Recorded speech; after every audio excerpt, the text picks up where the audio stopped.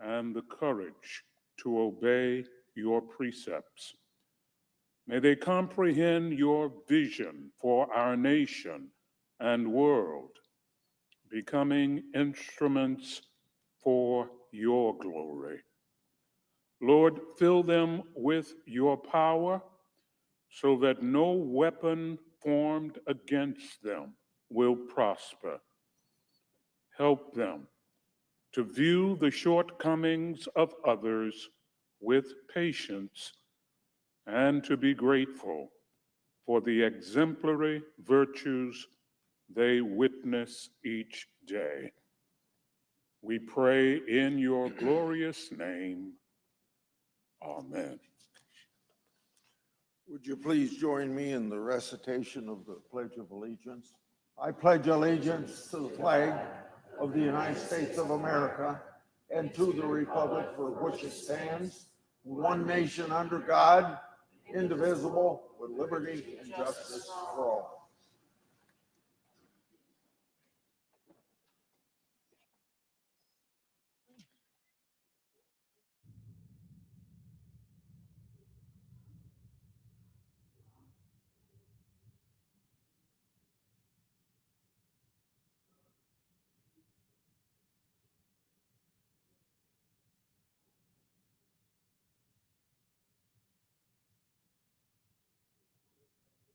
Leadership time is reserved. Morning business is closed. Under the previous order, the Senate will proceed to executive session to resume consideration of the following nomination, which the clerk will report. Nomination, Office of the Director of National Intelligence, Tulsi Gabbard of Hawaii to be director. Madam President, President Pro Tem. one short issue to just make mention, and then I want to pay tribute to an Iowan.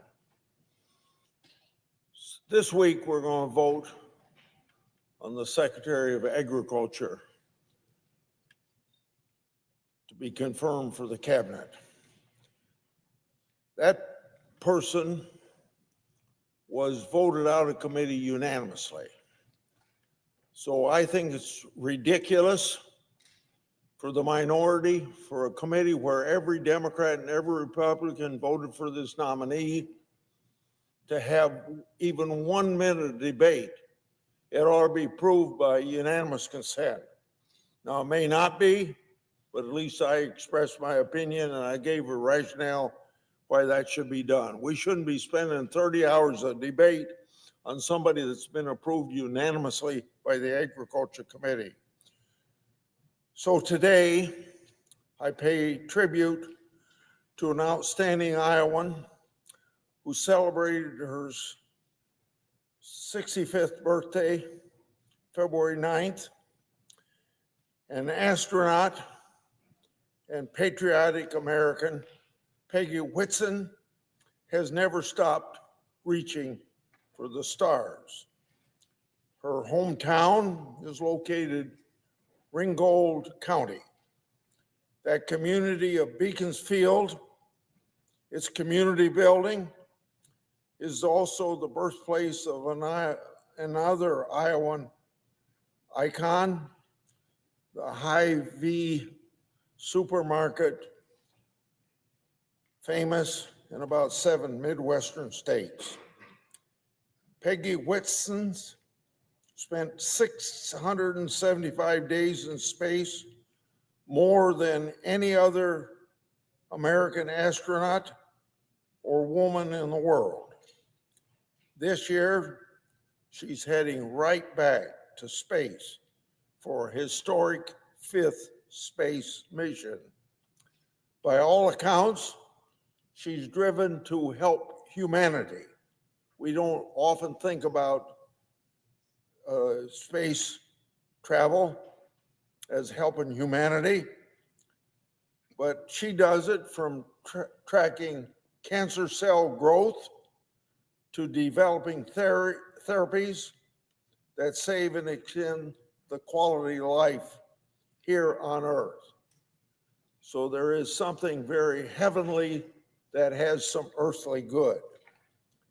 This United States Senator is proud to wish my fellow Iowan, Peggy, happy birthday. Peggy, may you continue to defy gravity and achieve stellar good things for many years to come, and I'm sure she will. I yield the floor and suggest the absence of a quorum. Clerk will call the roll. Ms. Also Brooks,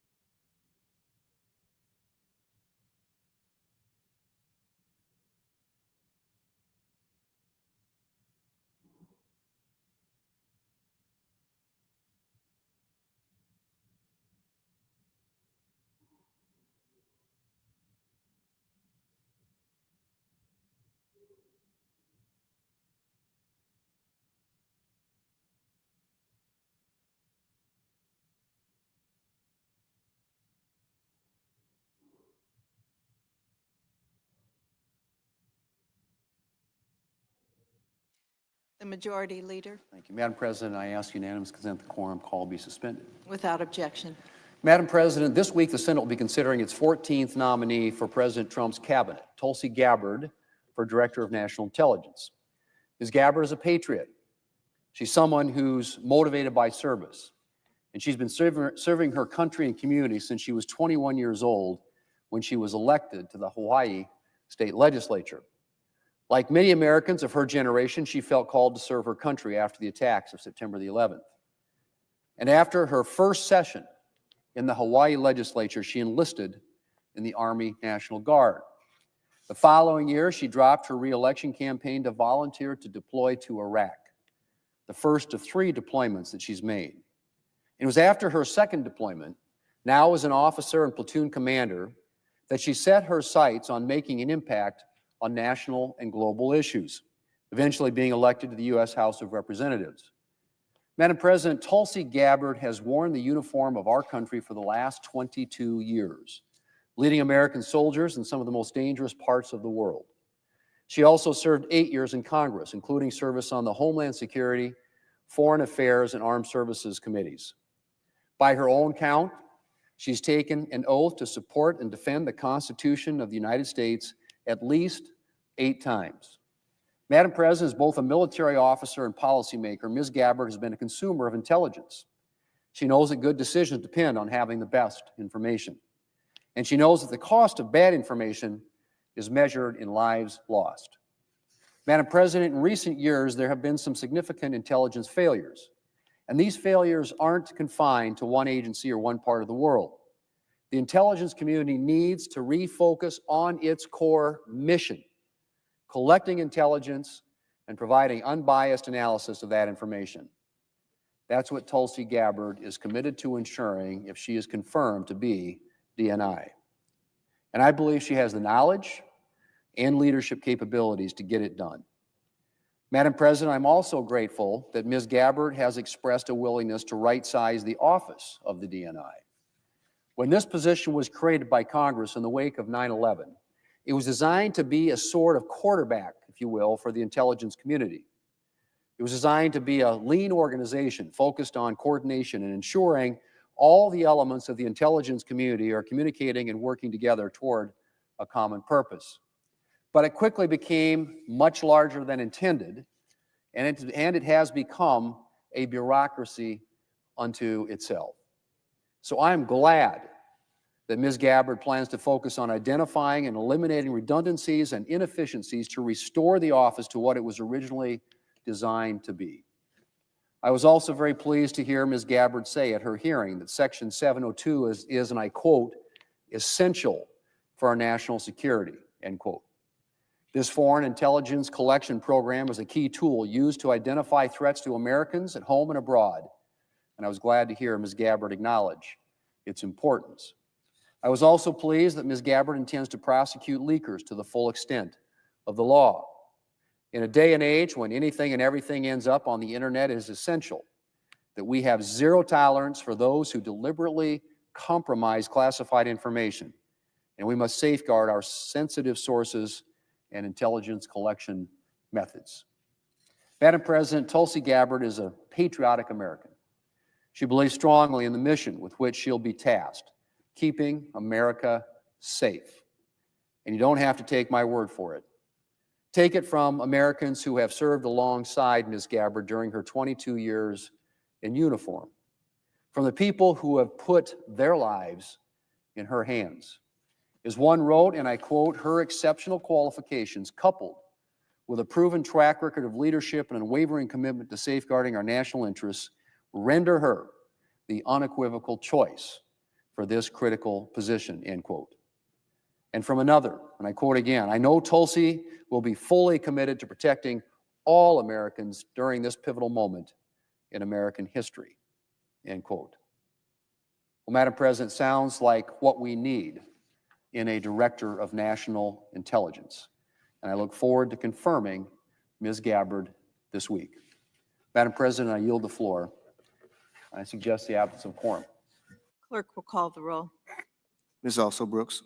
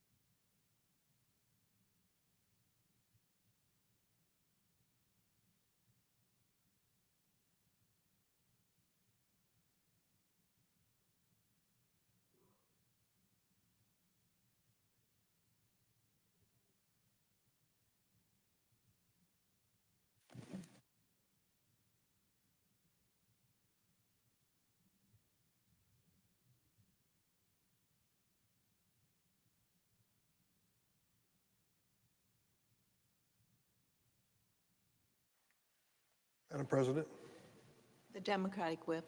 are we in a quorum call? We are, I ask unanimous consent to suspend the quorum call. without objection. Madam President, last week Pam Bondi was sworn in as the highest law enforcement officer in the United States of America. She is now the United States Attorney General.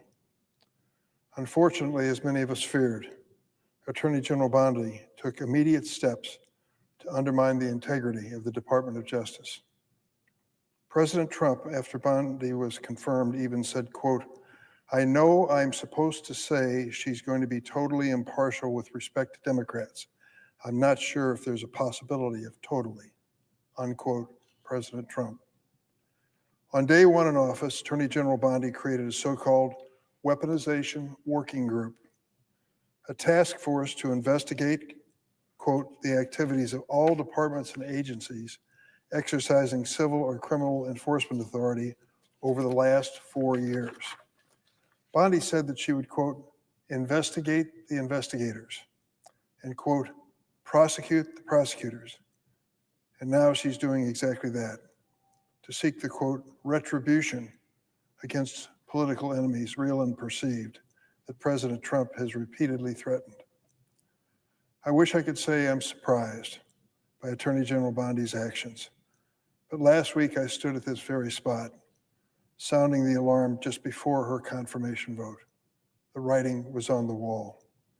Attorney General Bondi has made it clear that her foremost loyalty is to one person, President Trump. And she kept her promise on day one after being sworn into office by Associate Justice Clarence Thomas of the Supreme Court. Bondi's directive is only one step in misusing the powers of government to carry out President Trump's retribution against those he perceives to be his enemies, and the list is long. Even before Attorney General Bondi was confirmed, the Trump administration purged dozens of senior career law enforcement officials at the Department of Justice and the FBI. Many of these senior officials are reportedly being reassigned to immigration cases for which they have little or no expertise. Last week, FBI law enforcement personnel across the country had little over 48 hours to answer a survey about their work on any case related to the January 6th attack in the Capitol, including whether they handled arrests, led operations, testified in trials, and more. Consider this for a moment. I don't know if you were here, Madam President, on that day, but those of us who were will never forget it. An insurrectionist mob left a rally for President Trump and came to Capitol Hill, crashed down the doors and windows, invaded the Capitol, started beating up on the Capitol Hill police. The net result, 4 policemen died. 140 were seriously injured. They took control of the United States Senate chamber and the House chamber and went through their antics posing for pictures sitting in the chair that you're sitting in. They went through my desk and other desks too. It was their day. These so-called tourists, so-called political prisoners. I've said on the floor before, and I've thought about this many times, if we were told that in the House of Parliament in London, that a mob had beaten down the wooden door and taken control of the House of Commons, what would have been the reaction in the United States? First, incredulous. That can't happen. England's a powerful nation. It's got a rich history. A mob took over Parliament. That is exactly what happened on January 6th. A mob took over the Congress of the United States, invaded the Capitol building like the British in the War of 1812, and forced control at the expense of a lot of people who were prepared to die to defend us that day. That was a horrible incident. It's a horrible chapter in American history. And now the Trump administration is setting out to erase that history. The Soviet revisionists would look at this with some pride, to think that politicians in America are engaging in the same historical rewrite that they did for so many decades. And this rewrite is to erase January 6th as a reality, to whitewash it, to describe it as something that it isn't. How they'll ever overcome the hours and hours of videotapes which verify exactly what happened that day, I don't know. But they're going to start by cleansing the ranks of those in law enforcement who had anything to do with the 1,600 criminal defendants who were charged because of that day. Apparently, they wanted disclosure of these names of all those who took the assignment given them in the Department of Justice or the FBI to investigate that crime of January 6. At the FBI, at least 6 FBI executive assistant directors have been removed, including those who oversaw the National Security Branch, the Intelligence Branch, and the Criminal Cyber Response and Services Branch. The Trump administration has removed the special agent in charge in at least 4 major field offices and the assistant director of the Washington field office. The acting attorney general has also issued a memo firing a dozen career Department of Justice prosecutors, and she was quoted as saying, "Given your significant role in prosecuting the president, I do not believe the leadership of the department can trust you in implementing the president's agenda faithfully." The Bureau's acting leaders are career public servants who have reportedly resisted the push from Trump administration officials to punish FBI agents who were simply doing their work and were assigned to investigate the January 6th attack. It was I'm not mistaken, it was the largest criminal prosecution in history.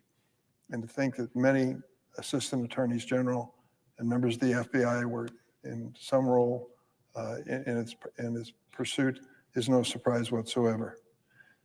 So now the Trump administration wants these people to be outed, publicly disclosed, names and addresses.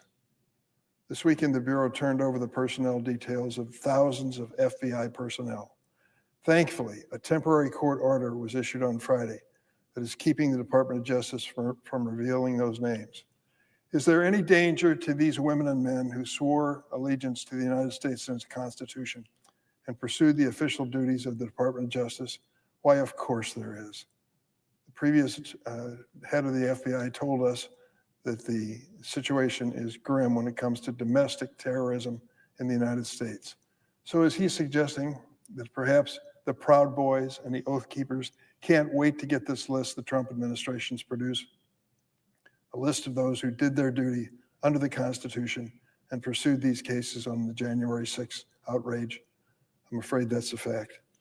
That temporary court order is the only thing between these white nationalist extremist groups and the men and women who dedicated their lives to law enforcement in this country. That's where we've come to in just a few short days of the new Trump administration. Tomorrow, FBI probationary agents and personnel stationed around the world are required to submit justification for their continued employment. This could lead to firing up to 3,000 federal law enforcement officials.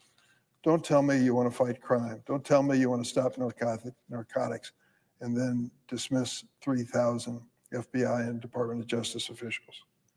These mass layoffs, forced retirements, and involuntary reassignments of experienced Department of Justice and FBI officials represent an outright attack on public safety by President Trump. America will be less safe because of this political charade that's going on in the Department of Justice. These mass layoffs of these experienced people mean that your family, your town, your neighborhood will be less safe. The purge is already leading to widespread disruption and delay in prosecutions, investigations, and sensitive operations. The Joint Terrorism Task Force have been asked to focus on President Trump's immigration-related initiatives, which means valuable resources and personnel have been shifted away from state, local, and federal partners fighting foreign and domestic terrorism. As America faces a heightened threat landscape, these removals and reassignments are crippling, not only to the Justice Department and the FBI, but the 93 U.S. Attorney's Office and the 55 FBI field offices across the country. The loss of potentially thousands of federal law enforcement jobs will put a burden on local field offices, slow ongoing casework, increase the unemployment rates nationwide of law enforcement, and harm local economies. President Trump may claim to back the blue. He may pose with men and women in law enforcement, but apparently he's only interested in doing so when it's politically convenient and consistent with his political agenda. Before Ms. Bondi's confirmation, my concerns about how she would lead the department were based on her history as President Trump's personal lawyer. But the leadership of Pam Bondi, the Attorney General, is no longer hypothetical. Her directives and actions are now impacting a lot of innocent people and a lot of good Americans who dedicated their lives to public service and law enforcement. We need to work together on a bipartisan basis to push back against these attacks on the Department of Justice and FBI to protect the national security of the United States. Madam President, I'll take the floor in a day or two to describe what's going to happen next when it comes to Kash Patel, a man who has no experience which merits his selection as director of the FBI. He has the temperament of a politician who's stalking his opponents. Don't make that up. I just basically read his book, and it spells it out in details, including his infamous enemies list of some 60 people that he considers to be part of the deep state or whatever his characterization may be. To give this man a 10-year tenure as director of the FBI and the power of that agency with thousands of investigators and individuals is to invite trouble for this generation and the next. He's going to do things in that position which are not consistent with the values that people at the FBI have brought to that work for more than 7 or 8 decades. And that's why it's very important we watch it carefully. Madam President, I yield the floor. Suggest the absence of quorum. Clerk will call the roll. Ms. Also Brooks.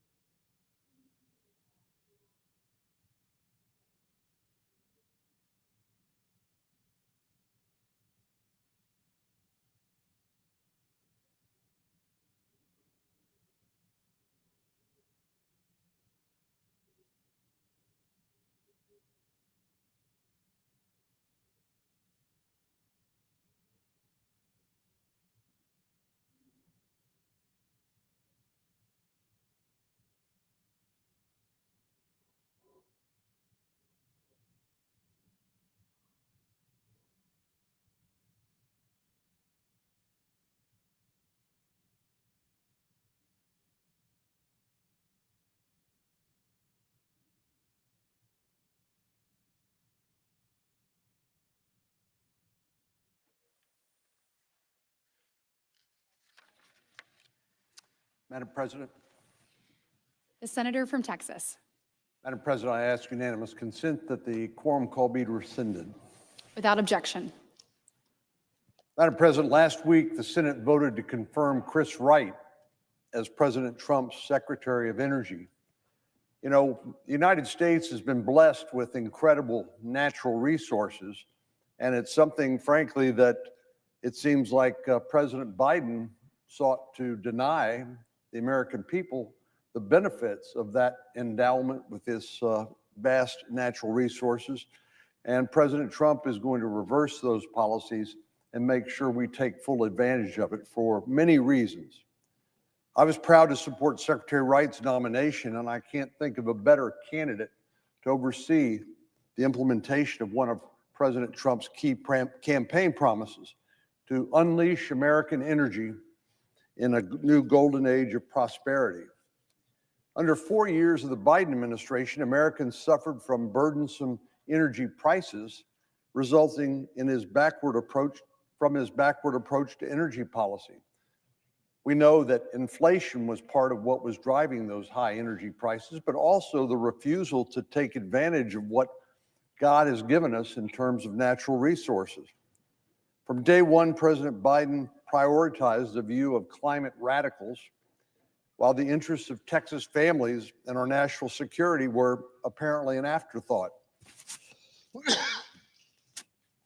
His first action was to revoke the permits for the construction of the Keystone XL pipeline, a project that would have allowed us to transport crude oil from Canada to refineries in the Midwestern United States. Because the pipeline was not built on a timely basis, it didn't mean the crude didn't come. It meant it was put into railroad cars and shipped in a way that was frankly not as safe and certainly not as efficient as a pipeline would be. In 2022, President Biden signed the Inflation Reduction Act.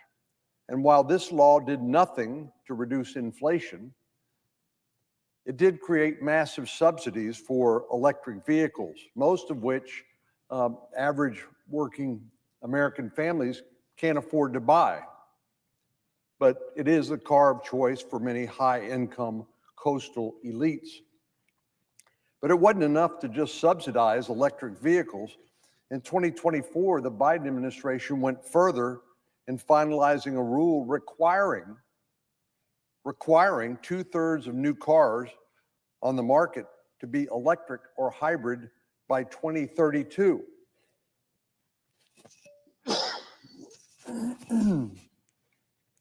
The Biden administration made clear that their end game was to end gas-powered cars. Now, most Americans who buy a car keep it for an average of about 10 years. And President Biden basically wanted to force them into buying something that was not their preference, but was going to be subsidized by hardworking families. Again, a vehicle that many of them could not themselves afford. It's hard to see this as anything but an affront to those hardworking families back home in Texas or Alabama or anywhere else in the country. It's not just the cost that we're talking about here. President Biden's press for fast adoption to electric vehicles was a gift to our greatest strategic adversary. That's because China controls the supply chains for a majority of the critical minerals required to produce EV batteries. 75% of lithium-ion batteries, 70% of cathode, and 85% of anode production capacity required for EV batteries, as well as 50% of the processing facilities for lithium, cobalt, and graphite are all located in China. On the other hand, the United States produces virtually none of these critical minerals and certainly does not process them, which is admittedly a very difficult and sometimes a dirty process. But in China, they process 90% of the world's critical minerals. And frankly, they don't care too much about the consequences. But President Biden's insistence on this rapid transition from gas-powered vehicles to electric vehicles put our national security concerns and working families in the back seat to Xi Jinping and the climate radicals. But he didn't stop with electric vehicles. Last January, President Biden issued a pause on all American exports of liquefied natural gas in order to conduct a study on the environmental impact. Well, I can tell him what the study has shown. What experience has shown is that natural gas has driven down the number of carbon emissions that previously occurred because of the broad use of coal. So natural gas is really a much cleaner source of energy. Of course, this pause on exports had major repercussions in Texas, which is one of the leaders of the LNG industry. A 2023 study from the National Association of Manufacturers found out that liquefied natural gas contributes $43.8 billion to our GDP. It supports more than 200,000 jobs and generates $11 billion in federal, state, and local tax revenue. In Texas alone, the oil and gas industry specifically supported more than 178,000 direct and indirect jobs in 2023 and purchased nearly $100 billion of U.S. goods and services. But President Biden's pause on exports was not the only time the Biden administration chose to pick a fight with Texas over energy. Last fall, the D.C. Circuit Court issued a ruling that revoked a permit for the LNG export terminal at the port of Brownsville. This export terminal and related project had already been approved by the Federal Energy Regulatory Commission. Just one of the projects affected by this ruling would have created 6,000 jobs and more than $18 billion of investments in South Texas. But the D.C. Circuit sent them back to the drawing board, insisting that they needed to, quote, adequately consider the environmental justice impacts, close quote, of these developments. These were for projects that had already been approved by the Federal Energy Regulatory Commission. Of course, we already know that liquefied natural gas is one of the cleanest sources of energy. And of all the places in the world to source LNG, the United States of America has the highest standards. But environmental considerations aside, this war on American energy exports is a direct conflict with our national security priorities. Prior to the pause on LNG, the United States was supplying energy to our European allies. This, of course, allowed them to rely far less on Russian energy sources to keep the lights on and keep their houses warm. By turning off our LNG spigot, President Biden sent a gift to Vladimir Putin in the form of another source of revenue. And of course, it's the revenue that comes from the sale of energy in Russia that Putin uses to fund his war machine, which has resulted in the death of hundreds of thousands of Russians and Ukrainians. President Biden's energy agenda put Texas workers and their families and our national security last, choosing instead to bend the knee to foreign adversaries and to radical climate activists. But thankfully, that's not where the story ends. President Trump and Secretary Wright are now at the helm. And President Trump has lost no time in righting the ship to put American consumers and our national security first. President Trump is already off to the races to unleash a golden age of energy dominance in a number of important ways.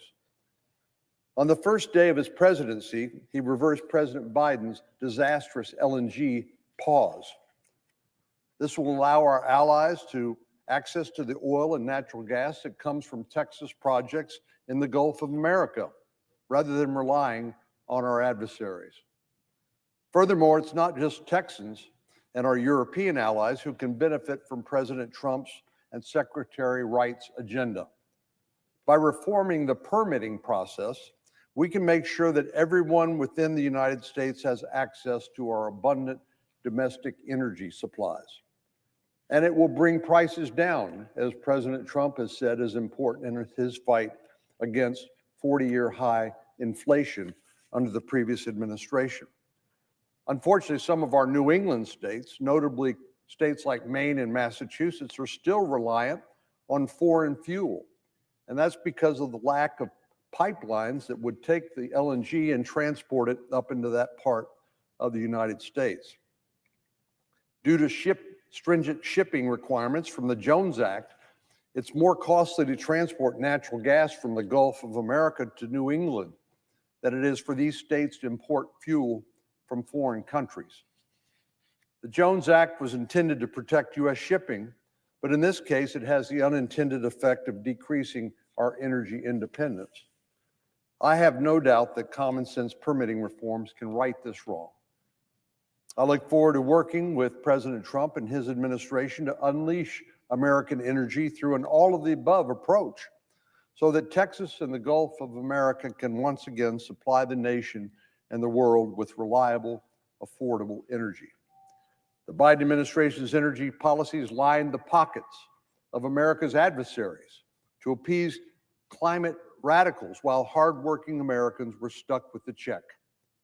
But President Trump has promised a golden new age, and I look forward to making Texas and America the center of that. Madam President, I yield the floor, and I note the absence of a quorum. The clerk will call the roll. Ms. Alsobrooks.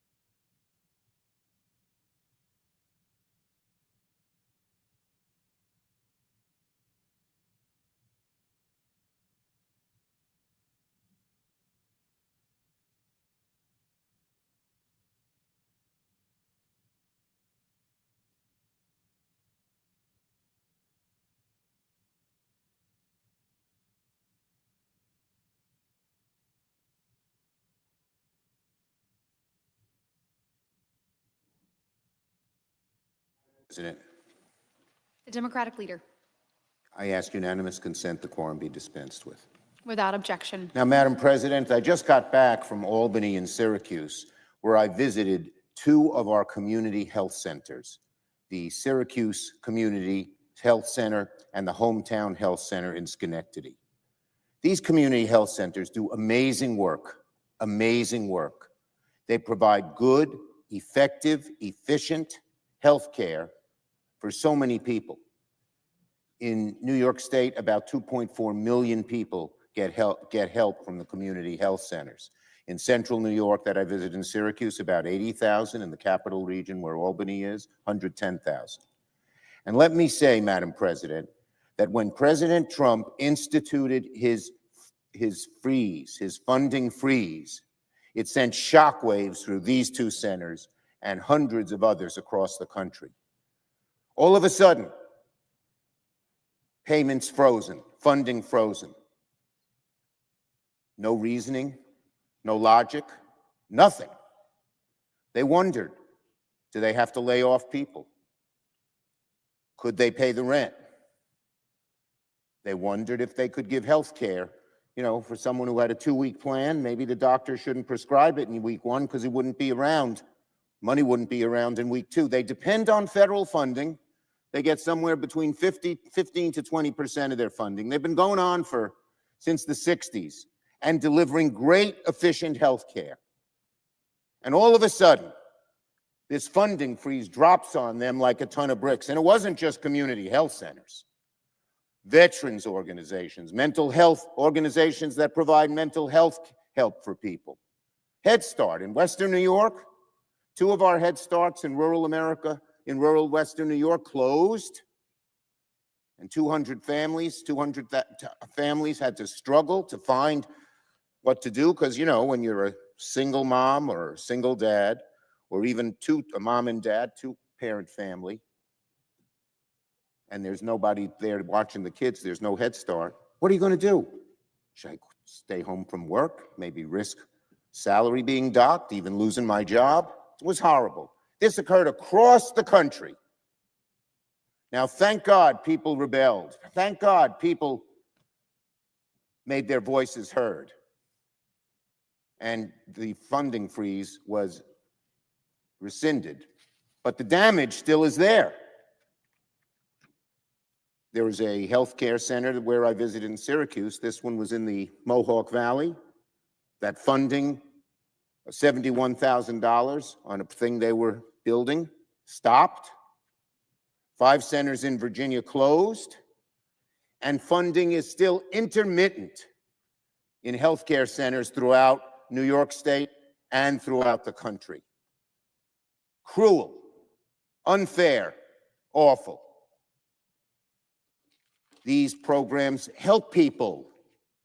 No, they don't help the billionaires. I get it. But they help average folks and poorer people get the health care they need.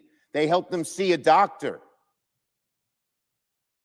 so that preventative care can happen, which we all know saves us money.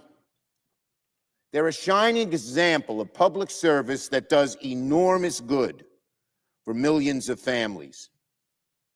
And to anyone who says that these are examples of inefficiency or waste, visit one. Visit some of the scores of them that are in New York. They're the most efficient, effective deliverers of health care in the country. They serve people who need it the most. And they're effective. Instead of going to, if your kid, let's say you have 3 kids, you're a single mom, and your kid has 104 fever with probably strep throat, and you got to see a doctor before it gets worse. You go to a community health center, you don't sit in a waiting room for 6 hours and have to file endless papers like you do in a hospital. They take care of you right away. And it makes it a lot easier for people to get health care, and it makes people want to get that health care that their kid might need. And yet we're still hearing it. These great healthcare centers, funding delayed, funding not coming, funding late. And they depend on this funding. They don't have a 6-month plan. They get funds from the federal government every 2 weeks that pays the rent, that pays the salaries, that buys the supplies they need. You shut it off for a week, and the whole thing could face a real problem. And so I went to Syracuse and Albany and demanded that, number one, this administration say they're no longer fooling around with the money that these community health centers need, that they get it right away. Two, they give an explanation as to why it was cut off. What'd they do wrong? Help people get health care that they need? And third, we Senate Democrats are demanding that the funding for these centers overall, which runs out on March 14th, because as you know, Madam President, there was a bipartisan agreement to fund them fully for the year, Democrats and Republicans, and Donald Trump and Elon Musk said, even before they were in office, Musk is not in office, but before Trump was in office and Musk was working with them, they told the Republicans, don't fund it. Don't fund this health care package. And so now we're waiting until March 14th. But that is a CHC, a community health care center cliff. If we don't renew that funding, many, many will close. Millions of people in America who are getting good health care, often preventative, often dealing with the immediate problems, will not get it at all. So those are the three things. Stop fooling around with the funding. Keep the flow going. Number two, explain what anyone did. Why did they stop this funding? And third, fund us so we don't go over the health care cliff. This was bipartisan. My guess is you, Madam President, probably supported it. But when Donald Trump and Elon Musk said, get that funding out, kill the deal, that's what Republicans did. I made it clear in Syracuse and in Albany that this cannot happen. It's infuriating, and it has nothing to do with inefficiency. Our hospitals, by the way, are big hospitals like CHCs, because that means their emergency rooms are not overflowed with people who could be taken care of in a much more effective, efficient way. So I want to make a final point here. We hear from Donald Trump, J.D. Vance, Elon Musk, and Doge. All they want to do is get rid of waste and inefficiency. When you look at community health centers, that's utter nonsense. Utter nonsense. There isn't very much inefficiency at them. No one has ever said that they were inefficient.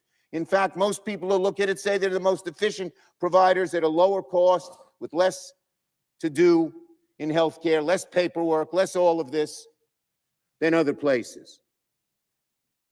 So anyone who thinks that this Doge experiment is simply at getting rid of waste, baloney. Baloney. We know what it's about. Cut. Doge is using a meat axe and cutting things that are vital to people. Why? Why is all this happening?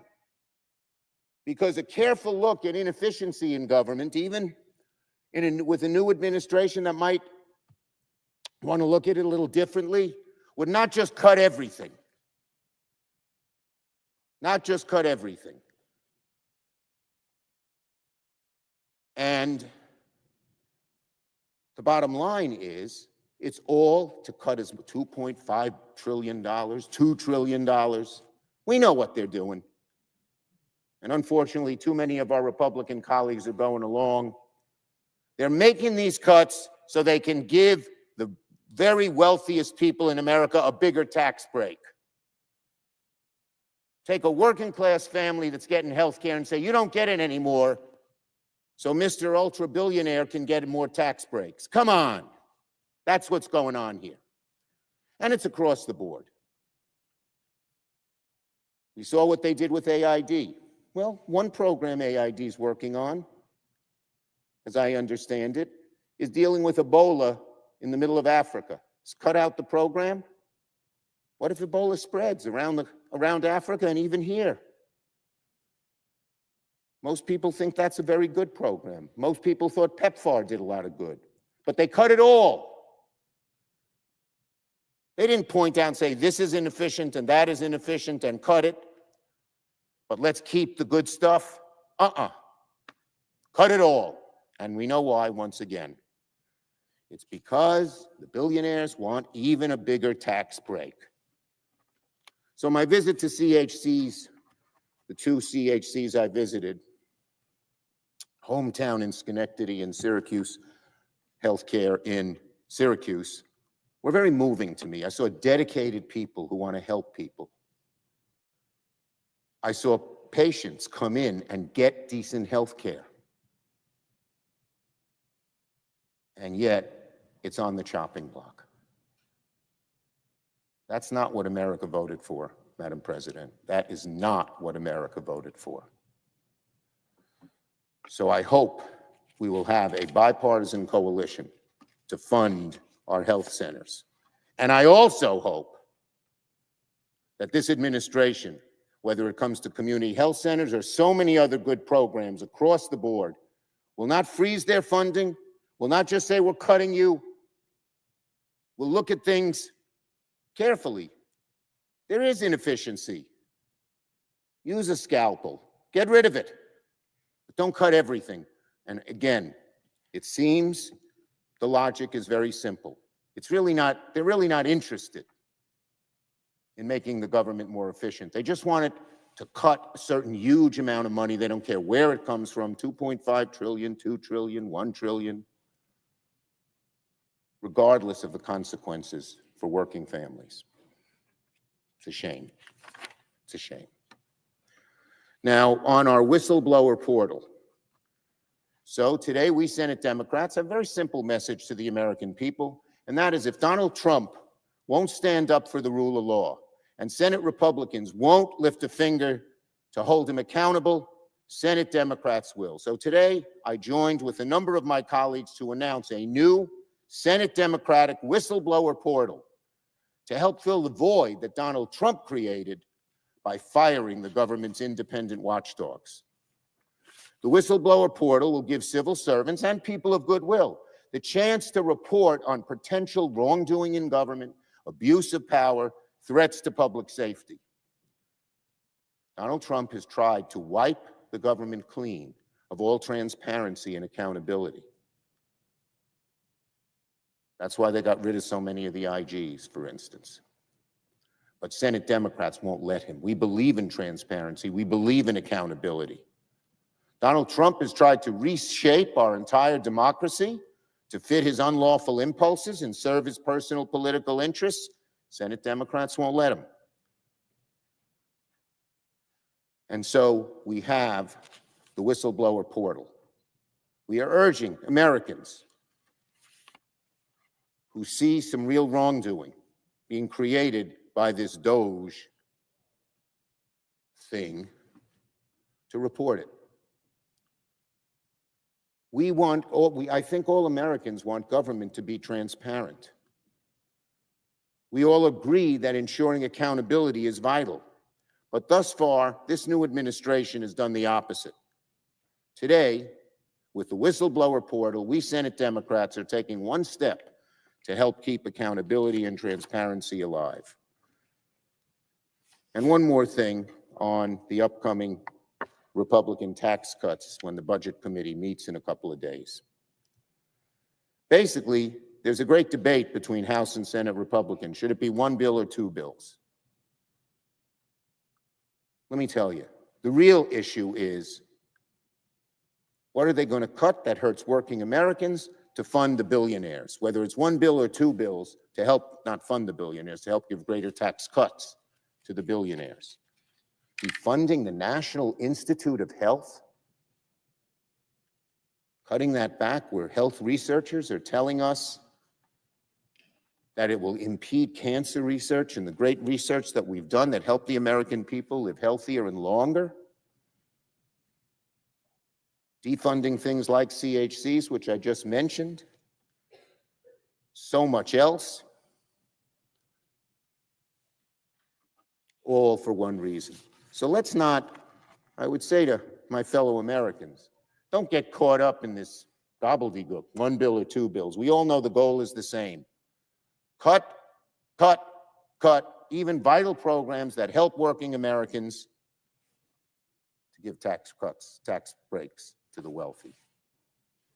And that's what we'll see in this first step when the Budget Committee marks up its bill, supposedly on Wednesday.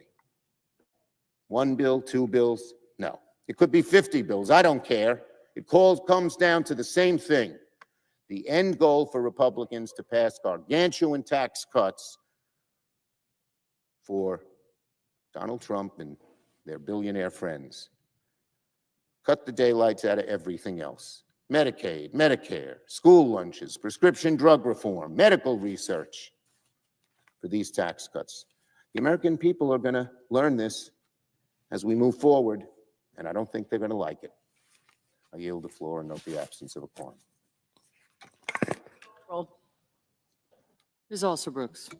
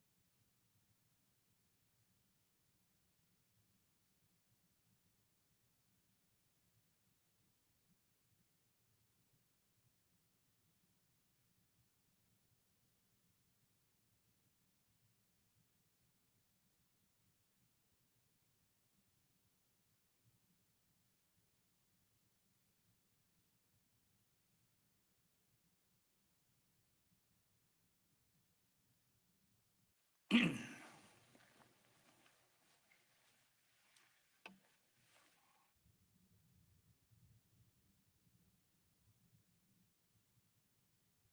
President.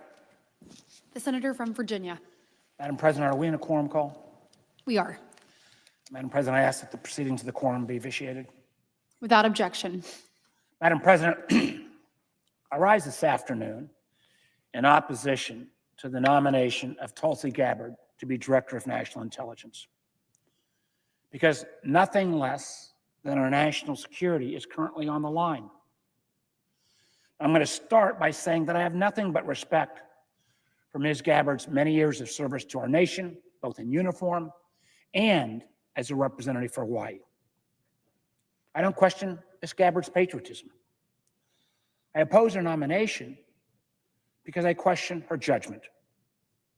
Now, many may not understand the important role that the Director of National Intelligence plays. If confirmed, Ms. Gabbard will lead the 18 agencies of the intelligence community. She will also serve as the principal advisor to the President, the National Security Council, and the Homeland Security Council for all intelligence matters related to national security. And in this role as well, she will be responsible for over $100 billion between the National Intelligence Program and the Military Intelligence Program. Now, the stakes here have become all more critical in recent days. Just in the past couple of weeks, President Trump has issued several directives that could irreparably harm our intelligence efforts and our nation's ability to defend itself against the many threats we face. At the FBI, some of our most experienced agents who have protected us for decades from terrorists, drug traffickers, spies, violent criminals, have all been unceremoniously fired. Thousands more may have reason to fear they may be next, based on the vindictive list apparently being assembled of every FBI official who was involved in the investigations into the Capitol riot on January 6th. Not just the FBI. Across the IC, including the CIA, DIA, NSA, NRO, NGA, alphabet agencies that most folks don't fully appreciate or understand. But in every one of these agencies, I'm hearing from intelligence officers and analysts with irreplaceable skills are unfortunately being indiscriminately pressured to resign or retire. And reportedly, senior law enforcement and national security officials are being asked to take political litmus tests, such as whether the 2020 presidential election was stolen and whether the January 6, 2021 attack on the US Capitol was an inside job. Across the government, whole agencies are being eliminated and funding impounded in flagrant defiance of the Constitution and the law. While unvetted, unqualified Doge bros, one who formerly worked for a Russia hacker group and was fired for leaking sensitive company secrets to a competitor, and yet another who proudly declared himself a racist and said he would not mind if, quote, Gaza and Israel were both wiped off the face of the earth. And that individual, I understand, has actually been rehired after he initially quit. These Doge bros are illegally burrowing into classified and other sensitive information, jeopardizing our national security and violating Americans' privacy. To take just one recent example of what's at stake here, just last week, the CIA sent an email using an unclassified system to the White House, listing the names of all recently hired employees. This again from the CIA. It takes months to get a CIA employee a security clearance, and then a year to train. Suddenly, all of their names are out This happened evidently in an attempt to comply with an executive order to reduce the size of the workforce, no matter how badly their skills might be needed. These 200 plus individuals, and I can assure you with a name and a last letter of a name and appropriate AI tools based on where these folks are working, you can find out their identities. And these agents may be burned before they even start their career. Now, I know that many of my Republican colleagues profess to take the issue of unclassified servers very seriously indeed. There's a whole litany of attack on this earlier. But the fact is, beyond the counterintelligence risk of foolishly exposing these officers' names using channels known to be targeted by foreign hackers, this careless effort to identify and potentially dismiss recently recruited and trained CIA officers also imperils the longstanding bipartisan efforts by the Senate Intelligence Committee to actually modernize and streamline the agency's hiring process. Because we need to make sure that we continue to recruit and retain talented young officers when it comes to confronting the growing national threats posed by the PRC. We need leaders in the intelligence community and throughout government who are prepared to stand up to those short-sighted attempts to attack our workforce at the expense of our national security. Unfortunately, I don't believe Ms. Gabbard is such a leader, nor is she well suited by dint of experience or judgment to serve as Director of National Intelligence. The DNI is a position of great importance and significance to our national security, created candidly after one of our worst security failures in our nation's history, 9/11. For that reason, when Congress established this position, in many ways due to the efforts of my good friend Susan Collins, it mandated in law that any individual nominated for the position must have, and I quote, extensive national security expertise.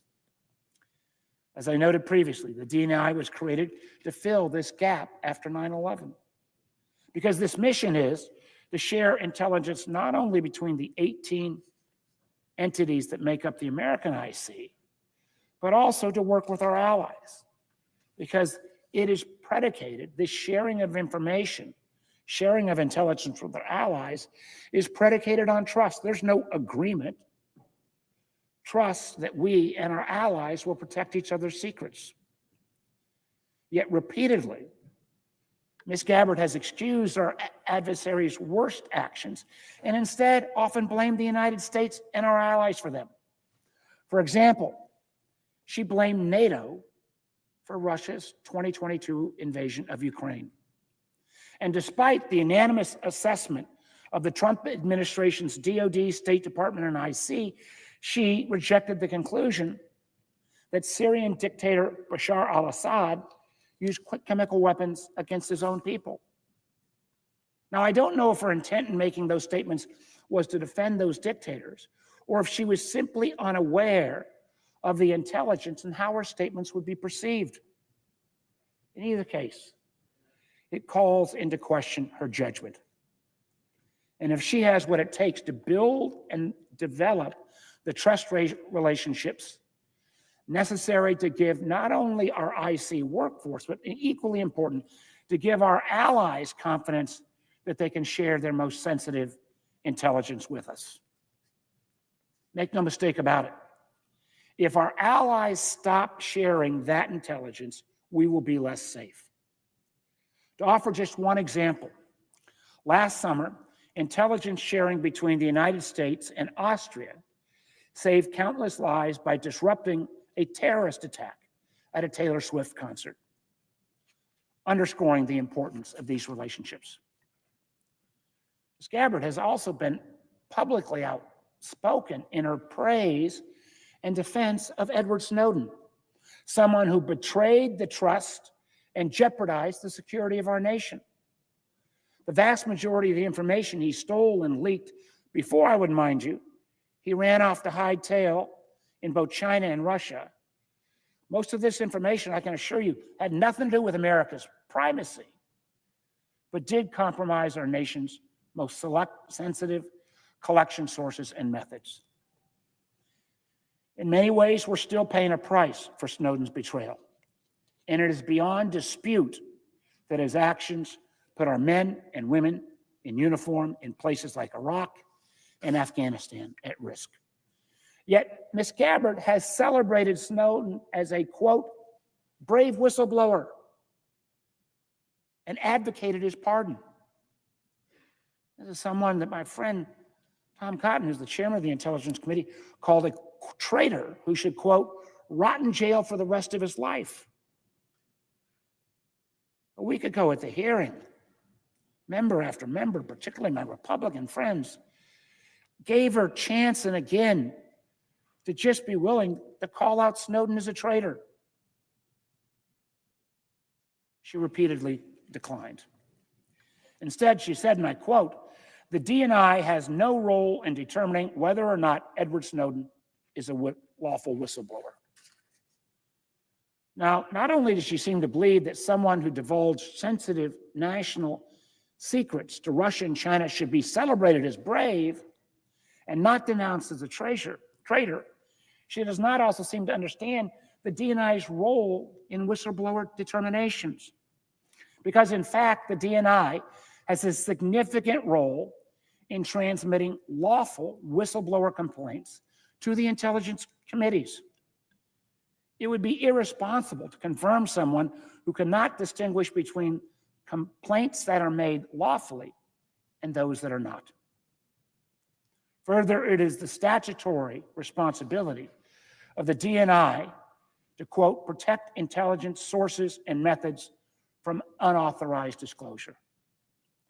What message would it send to an intelligence workforce to have a DNI who would celebrate staff and contractors deciding to leak our nation's most sensitive secrets as they see fit?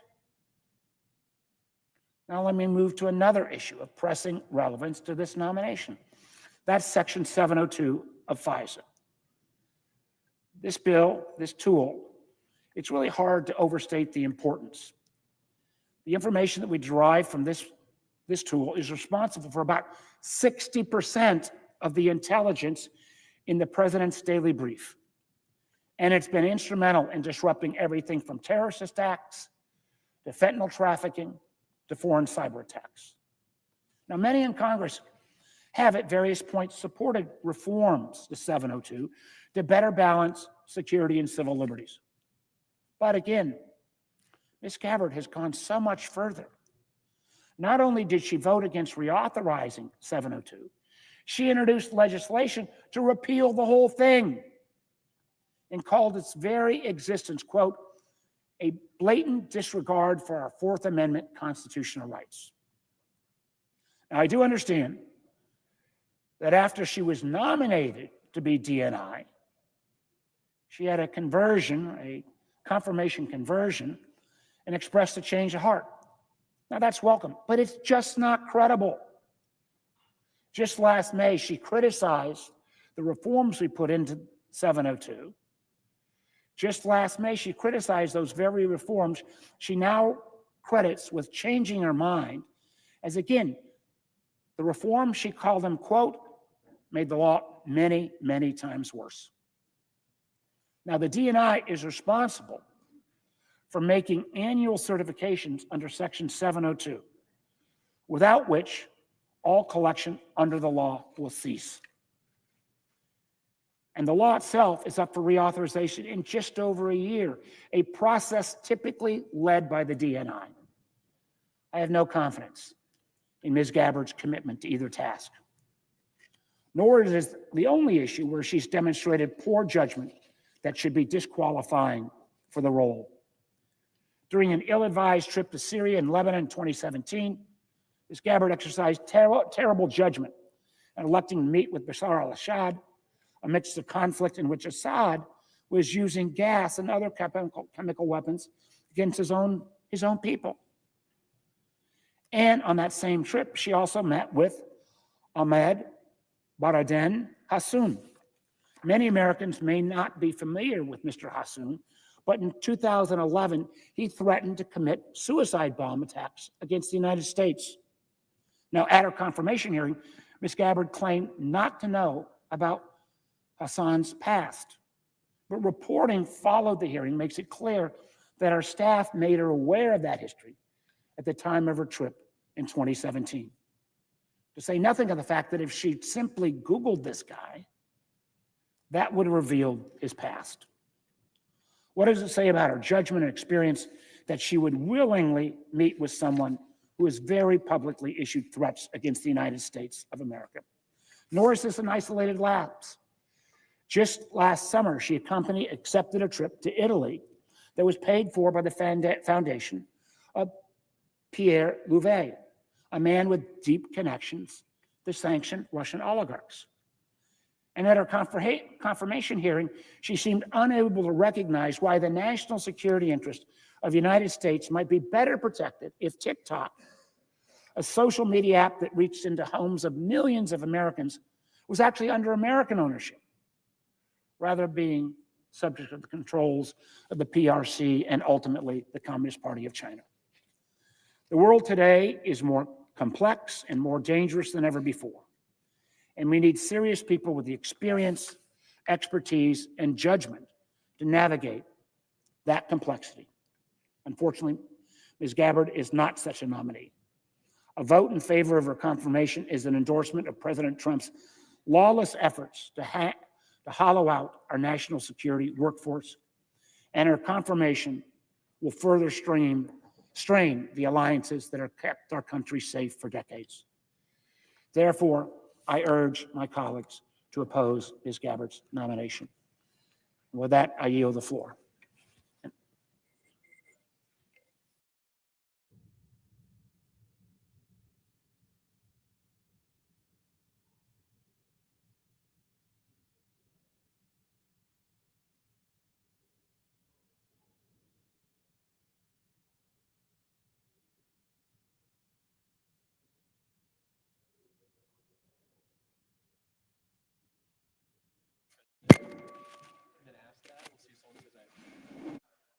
Madam President.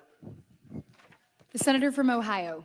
I ask unanimous consent that the mandatory quorum call with respect to the Gabbard nomination be waived. Is there objection? Without objection. The clerk will report the motion to invoke cloture. Cloture motion. We, the undersigned senators, in accordance with the provisions of Rule 22 of the Standing Rules of the Senate, do hereby move to bring to a close debate on the nomination of Tulsi Gabbard of Hawaii to be Director of National Intelligence, signed by 17 senators.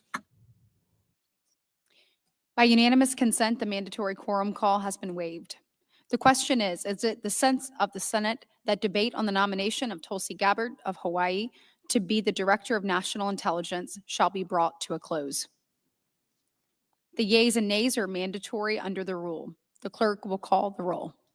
Ms. Also Brooks, Ms. Baldwin, Mr. Banks, Mr. Barrasso, Mr. Bennett, Mrs. Blackburn, Mr. Blumenthal, Ms. Blunt Rochester, Mr. Booker, Mr. Bozeman, Mrs. Britt. Yay.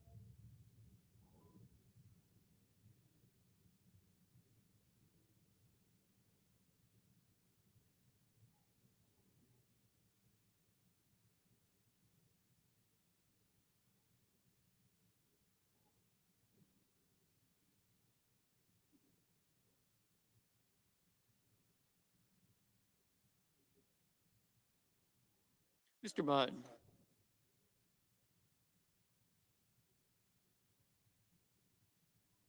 Ms. Cantwell.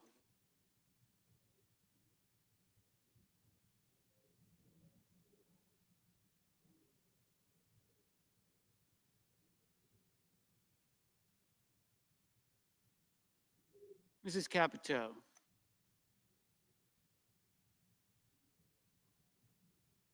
Mr. Cassidy.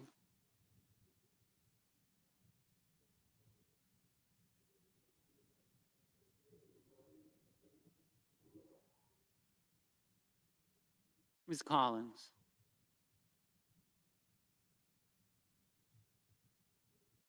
Mr. Coons.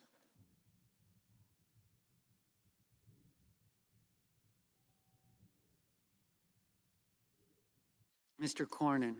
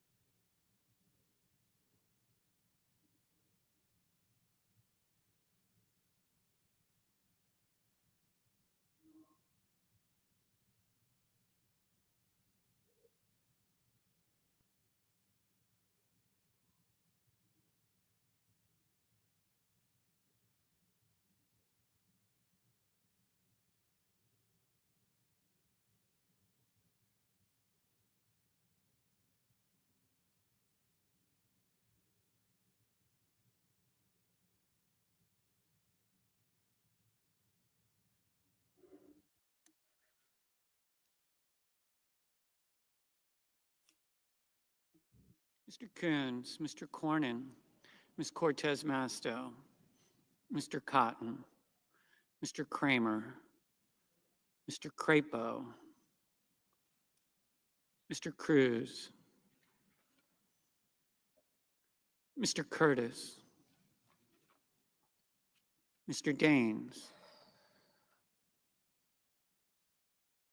Ms. Duckworth, Mr. Durbin, Ms. Ernst, Mr. Fetterman, Mrs. Fisher, Mr. Gallego, Mrs. Gillibrand, Mr. Graham, Mr. Grassley,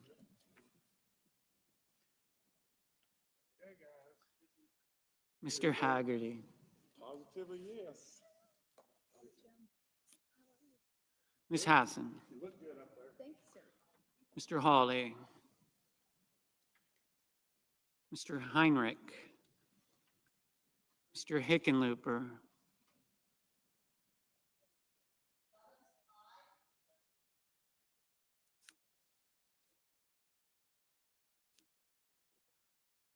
Ms. Rono, Mr. Hoven, Mr. Husted, Mrs. Hyde-Smith, Mr. Johnson,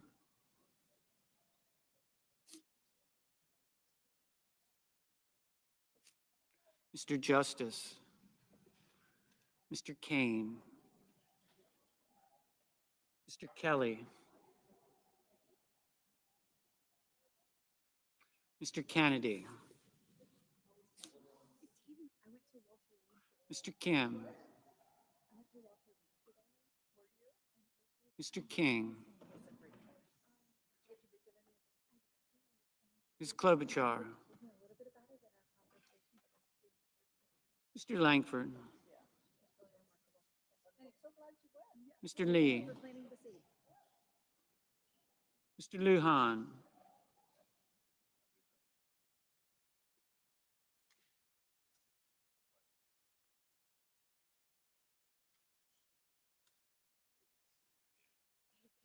Ms. Lummis, Mr. Markey, Mr. Marshall,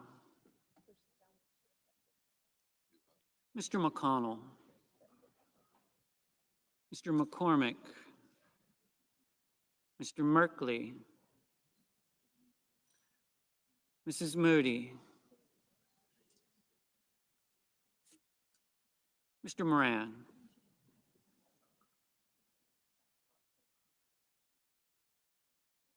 Mr. Moreno,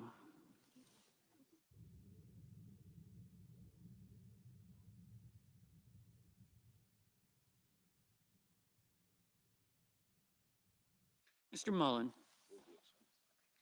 Ms. Markowski, Mr. Murphy, Mrs. Murray, Mr. Ossoff, Mr. Padilla, Mr. Paul, Mr. Peters, Mr. Reed, Mr. Ricketts, Mr. Resch, Ms. Rosen, Mr. Rounds, Mr. Sanders,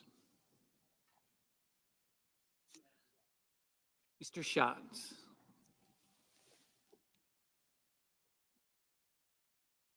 Mr. Schiff, Mr. Schmidt,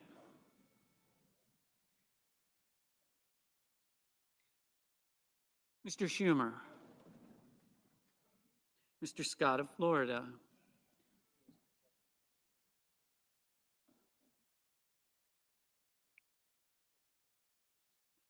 Mr. Scott of South Carolina, Mrs. Shaheen, Mr. Sheehy,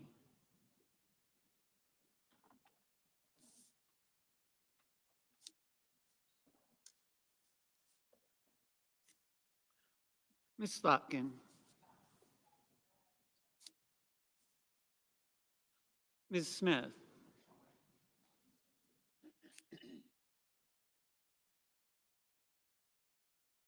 Mr. Sullivan,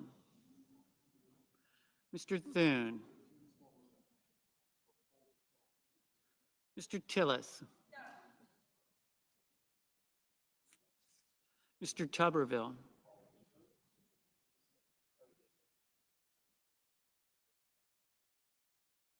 Mr. Van Hollen, Mr. Warner,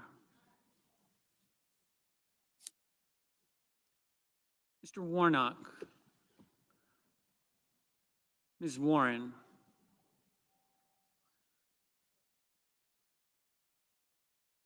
Mr. Welch, Mr. Whitehouse,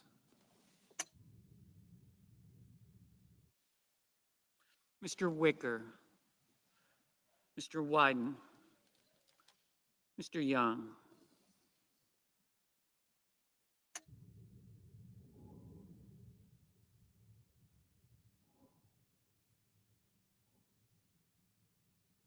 Senators voting in the affirmative: Barrasso, Britt, Collins, Fisher, Justice, Lummis, Marshall, Moody, Risch, Rounds, Schmidt, Scott of Florida, Tuberville.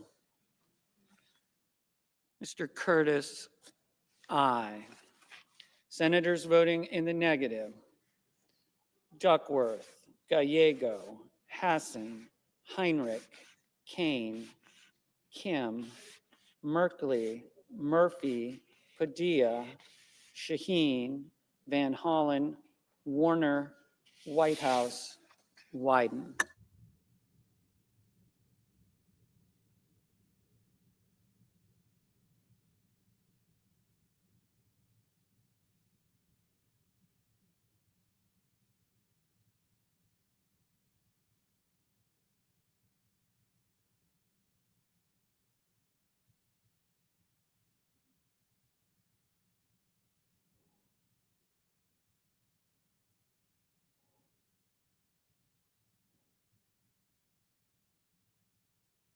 Ms. Blunt Rochester.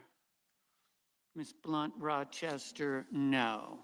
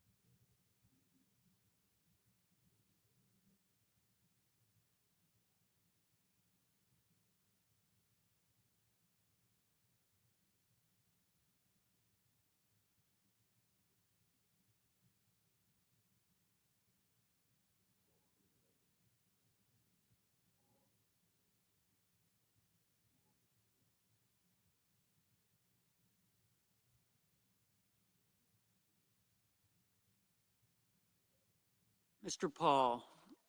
Mr. Paul, aye. Mr. Reed. Mr. Reed, no.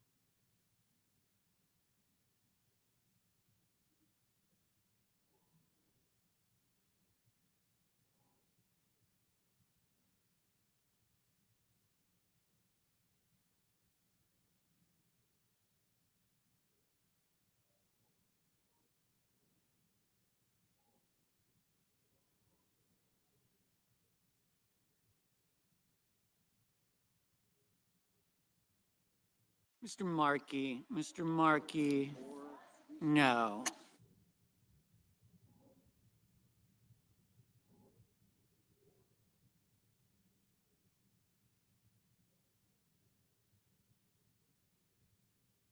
Mr. Peters. Mr. Peters, no.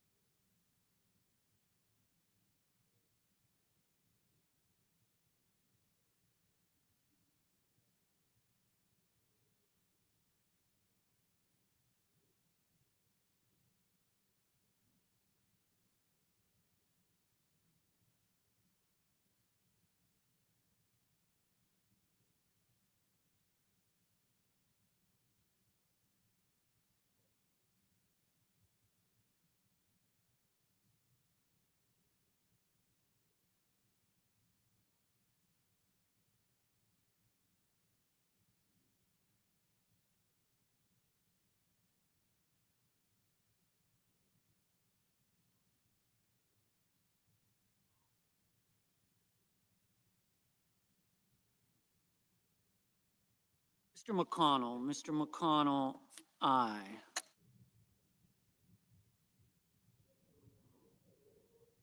Mr. Husted. Mr. Husted, aye.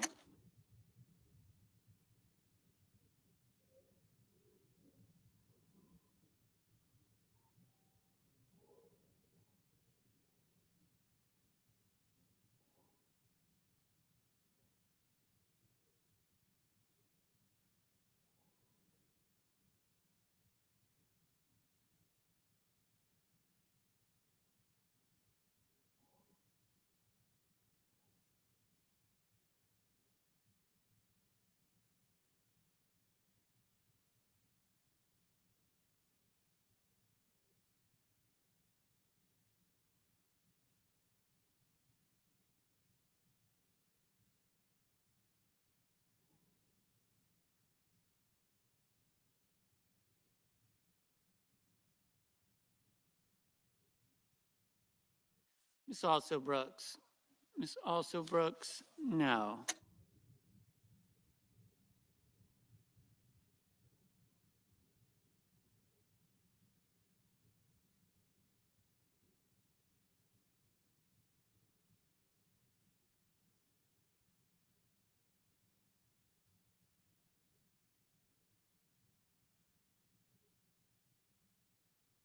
Mr. Johnson. Mr. Johnson, aye.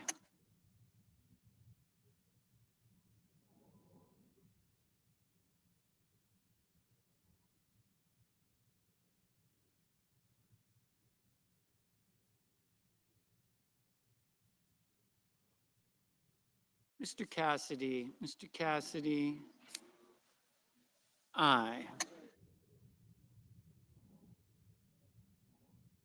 Mrs. Murray. Mrs. Murray, no.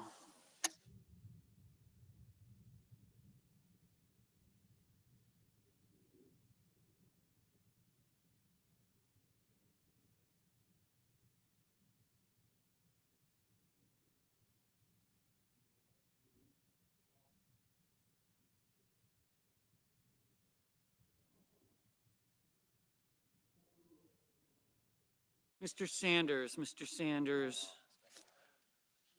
No.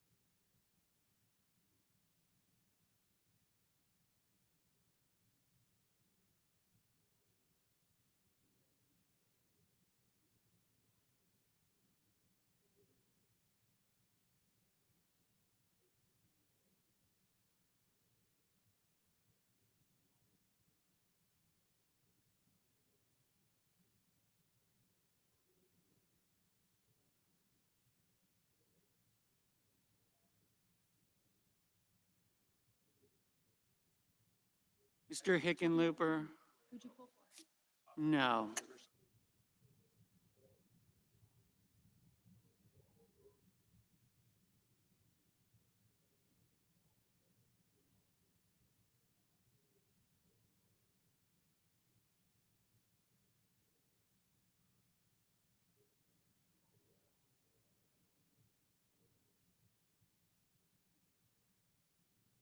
Ms. Ernst, Ms. Ernst, aye.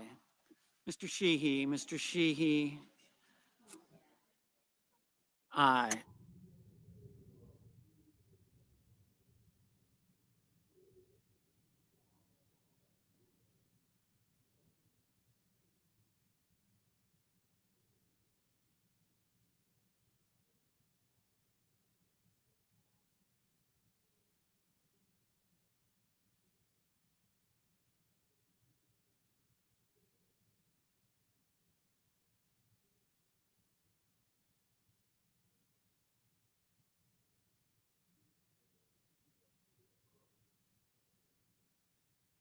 Mr. Moreno, aye. Mr. Crapo, aye.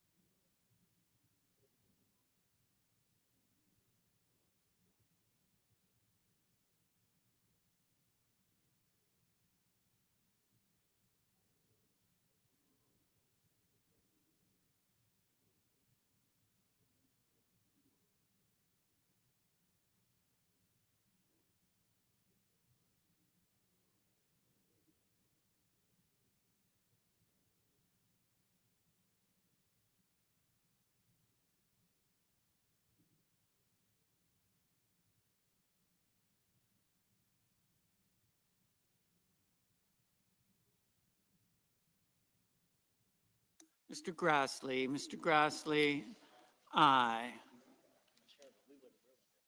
Mr. Ricketts, aye.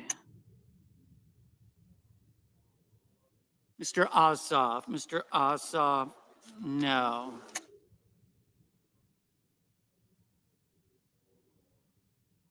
Ms. Hirono, no.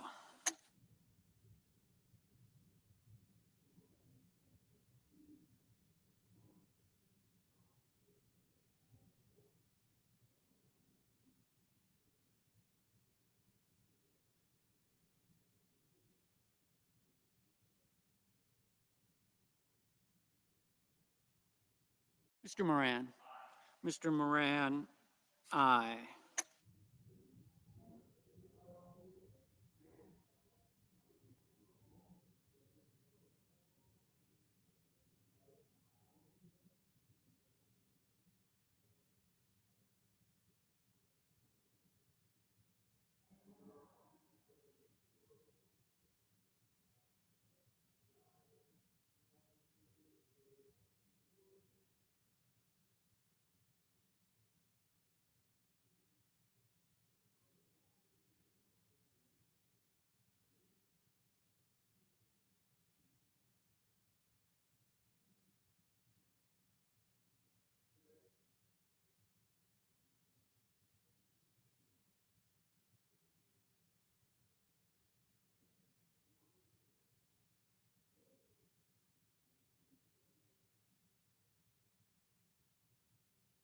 Mr. Lee, Mr. Lee.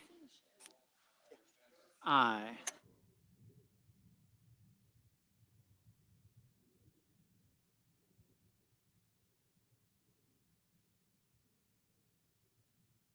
Mr. McCormick, Mr. McCormick. Aye.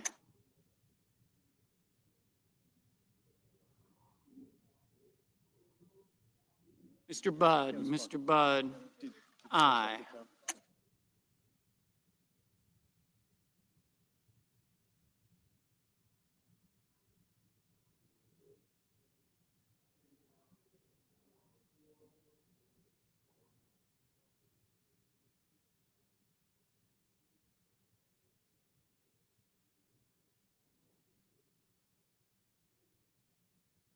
Mr. Booker, no.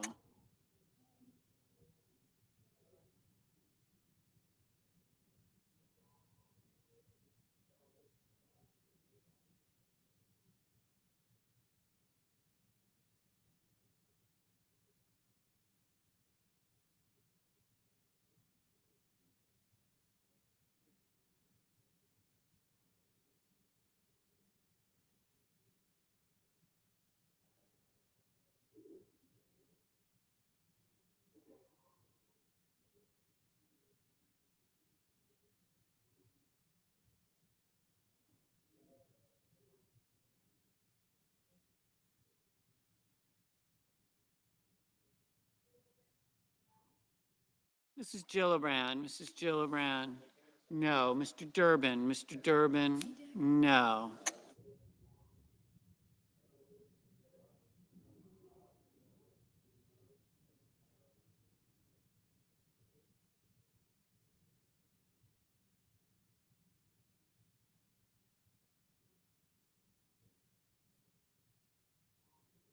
Ms. Warren, no. Ms. Baldwin, no. Mr. Cornyn, aye.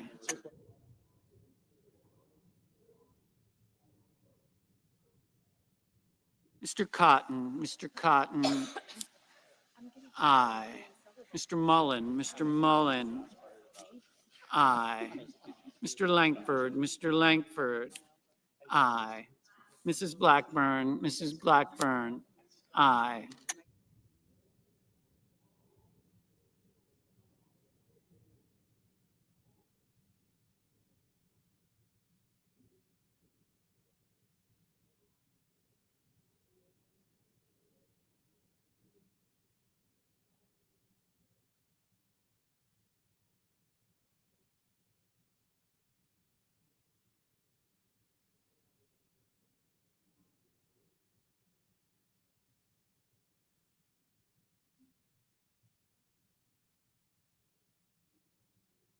Mrs. Capito, aye. Mr. Hoven, aye.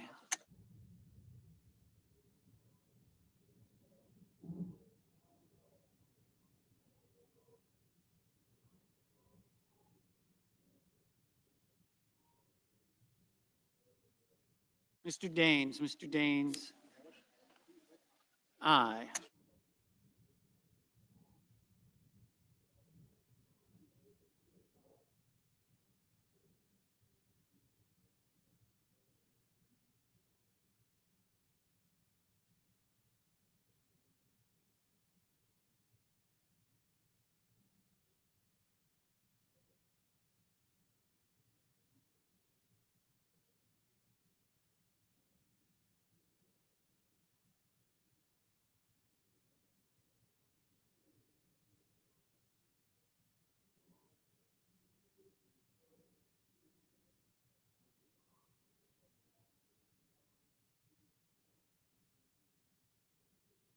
Mr.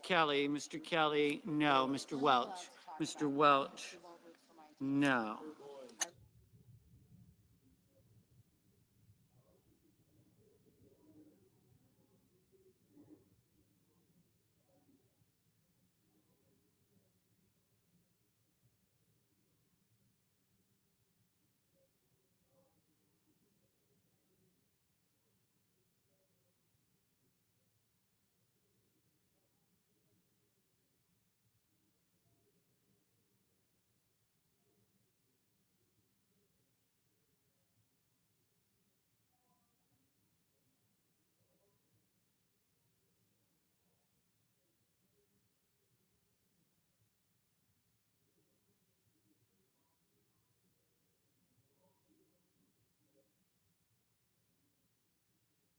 Mr. Thune, Mr. Thune.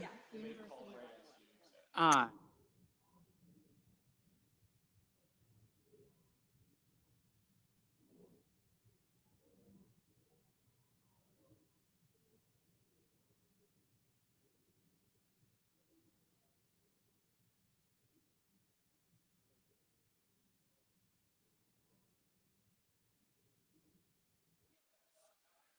Mr. Banks, aye. Mr. Sullivan, aye.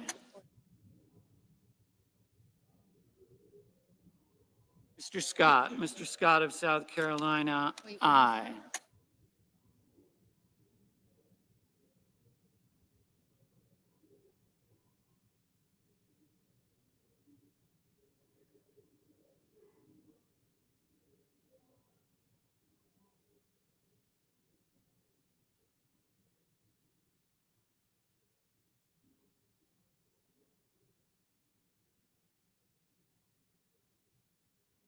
Ms. Rosen, no.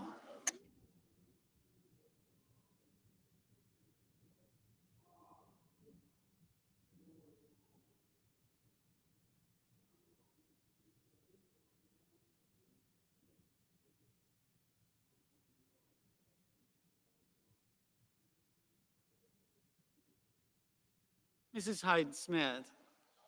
Hyde-Smith, aye. Mr. Bozeman, aye.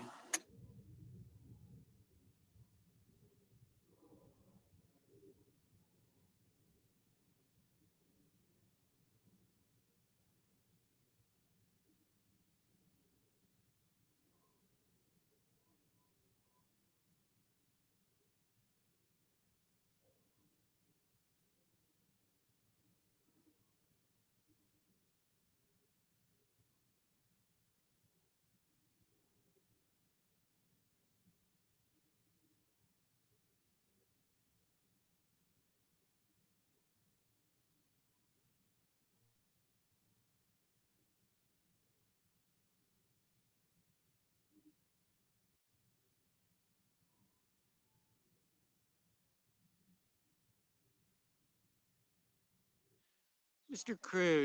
Cruz, aye.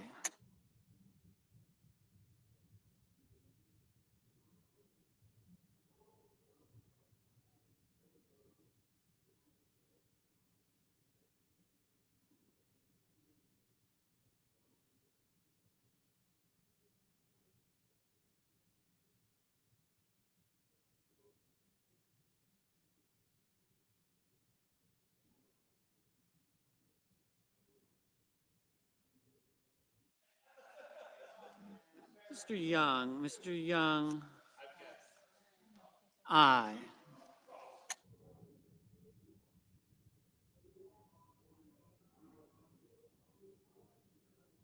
Mr. Schatz, no.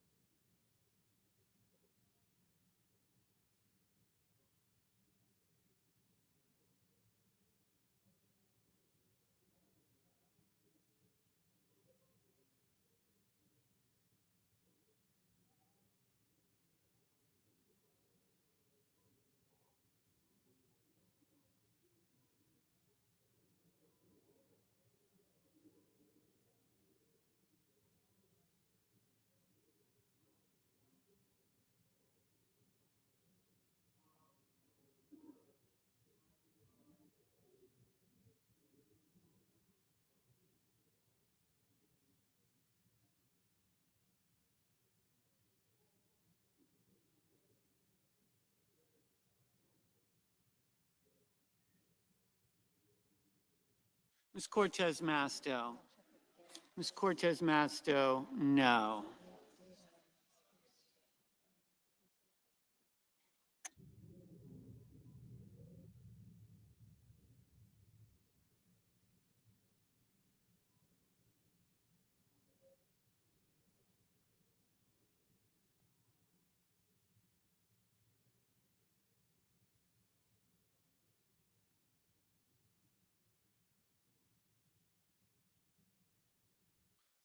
Mr. Wicker, aye.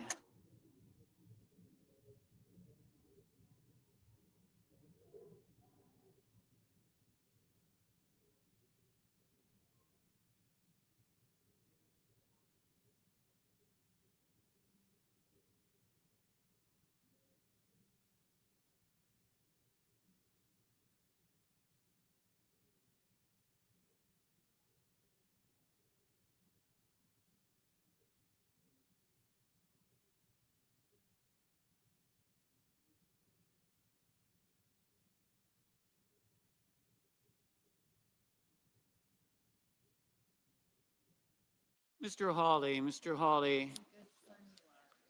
aye.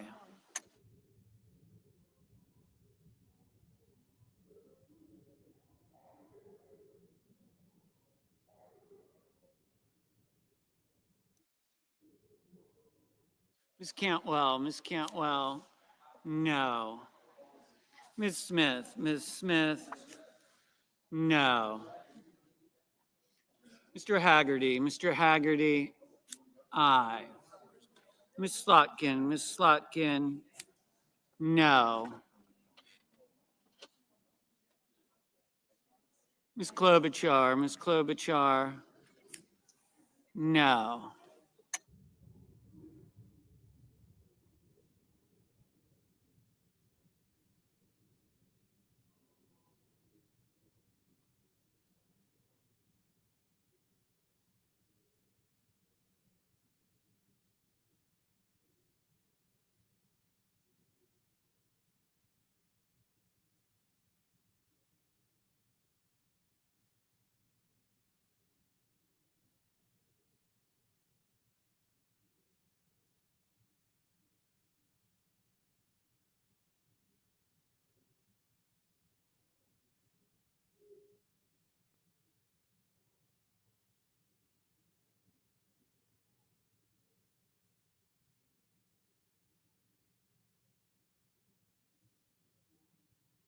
Mr. Kramer, aye.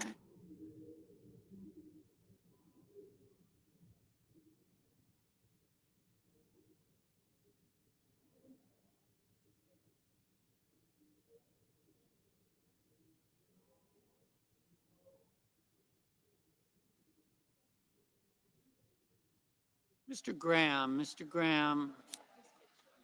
aye. Ms. Markowski, aye.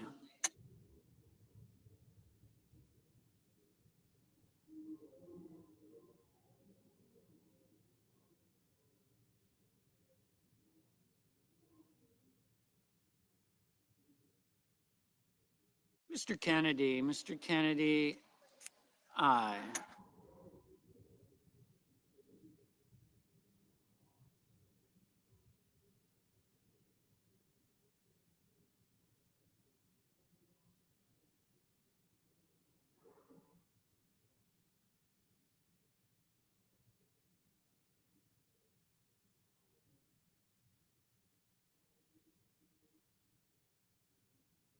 Mr. King, no.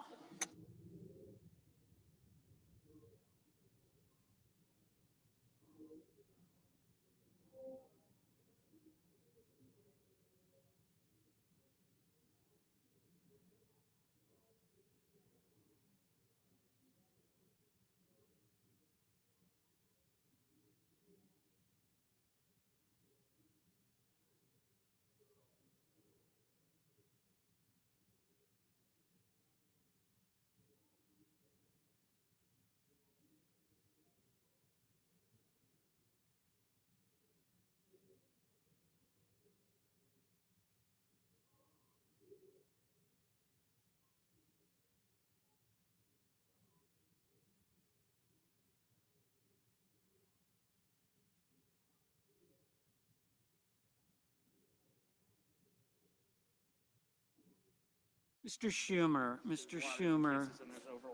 no.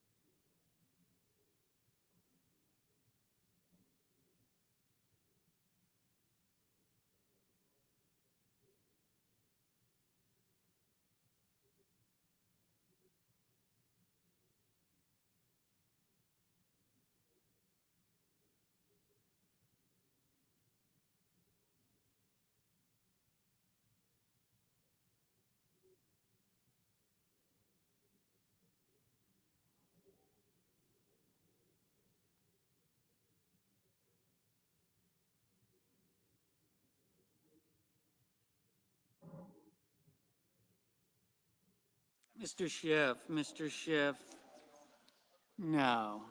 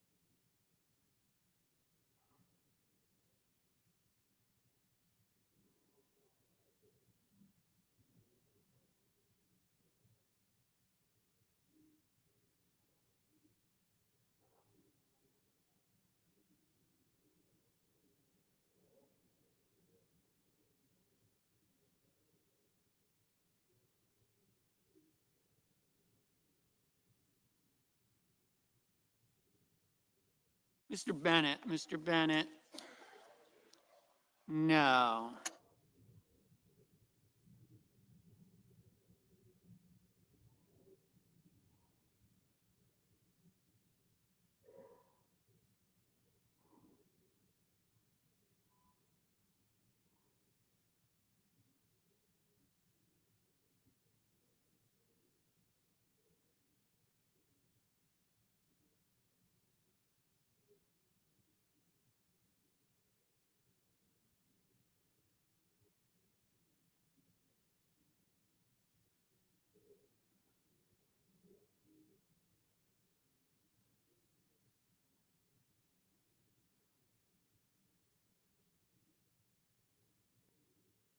Mr. Blumenthal, no.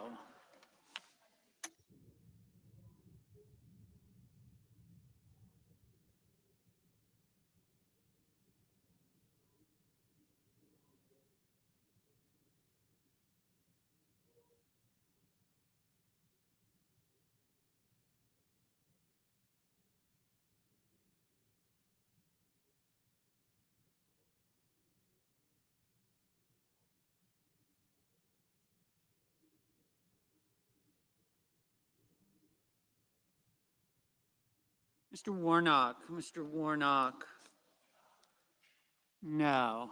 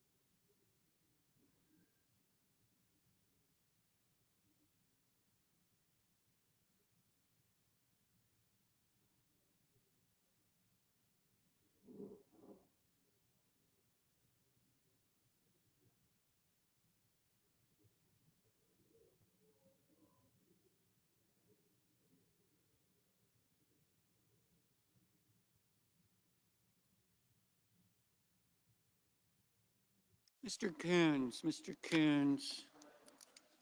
No.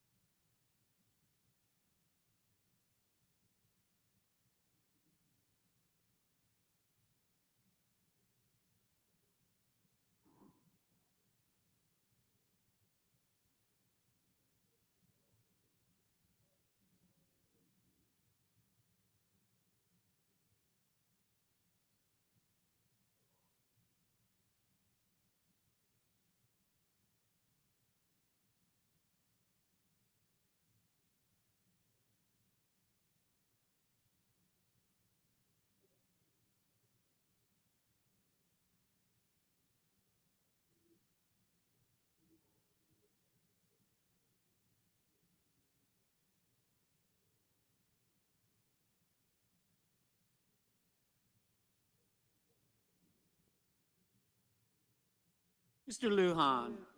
Mr. Lujan, no.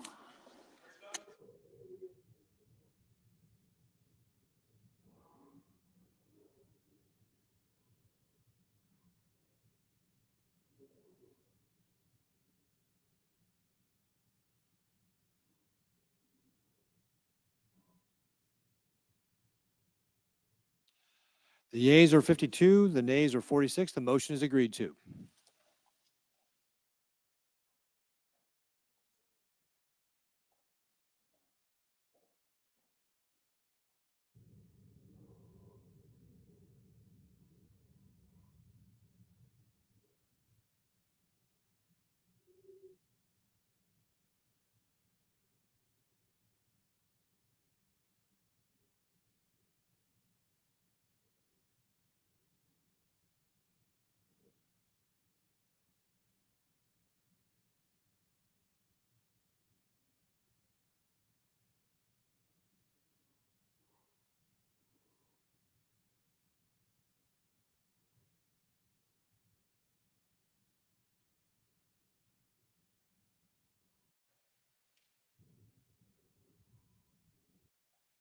Mr. President, Senator from Colorado? are we in a quorum call, Mr. President? We are not. Thank you, Mr. President.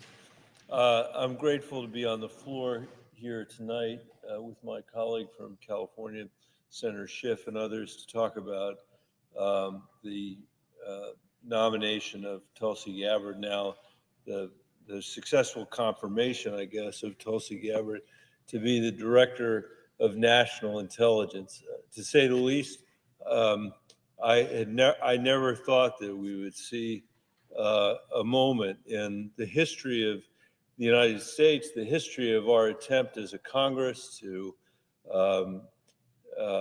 ensure that the American people and that the president gets the intelligence they need. In all these years, over all these decades, I never imagined we'd see somebody like Tulsi Gabbard approved on the floor of the United States Senate for that job. And I wanted to speak tonight just briefly to say why I think that was the wrong direction for the Trump administration, more importantly the wrong direction for the American people.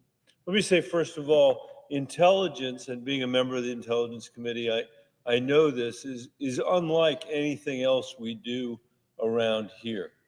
Because a lot of what happens, my colleague Senator King from Maine is here, a lot of what happens is done in secret.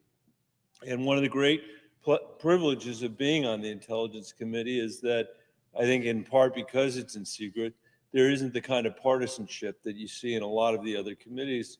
There isn't the jockeying for position or for political notoriety. The people on that committee are very, very serious about our work. And in part, it's because we all have a responsibility on behalf of all the senators that are not on the committee to be able to transmit as well as we can the intelligence needs of our country, the intelligence findings of the intelligence community, and to play a very important role in oversight. Because if we didn't provide that role, the intelligence agencies could run amok without the American people ever knowing about it, or their representatives knowing about it. In fact, the whole reason we have the Intelligence Committee in the Senate is because so many terrible decisions were made by the intelligence agencies in the post-war period in the 1950s and 1960s. Some of it well-intentioned, during the Cold War, but a lot of it really bad judgments. It included things like the attempt to assassinate foreign leaders and to plot revolutions around the globe. And this Congress, this Senate decided that we needed to have oversight for the American people. And we created the Intelligence Committee to do that. And it means that we have an institutional structure that ensures that the American people get the best service out of the intelligence community and that the president gets the best intelligence. And that structure was put in place by people who thought it was important for intelligence agencies not to run amok and for the president to get the best intelligence possible. And now we're putting somebody in the job of director of of all the intelligence agencies, in a sense, the ODNI so-called, who's kind of the clearinghouse and the coordinator for all the intel that the president gets, Congresswoman Tulsi Gabbard. Now, look, she's had a record of public service in the Congress and in the military, and I don't dispute that. And I'm not calling into question whether or not she's serving the interests of the interests of other countries. But I do want to say, and I will be brief, Mr. President, that I think her judgment has been extraordinarily, I would say, exceptionally bad. I share her view that there were profound intelligence errors in the lead up to the Gulf War and the lead up to the war in Afghanistan. In the Gulf in particular, we remember, the weapons of mass destruction that Saddam Hussein was supposed to have, didn't have it. Terrible, terrible failure of our intelligence committee, terrible failure of oversight from this Congress. And she's right about that. The problem is she's, I think, learned the wrong lesson from that. And over and over and over again, when she has the opportunity to support the interests of the United States, I hate to say it, versus those of our adversaries, time and time again, she picks our adversaries. Or even our allies. I've heard her say how worried she is about what she describes as the remilitarization of Japan, which of course Japan is doing because of the threat from China, with our very, very close cooperation. That's of concern to Tulsi Gabbard.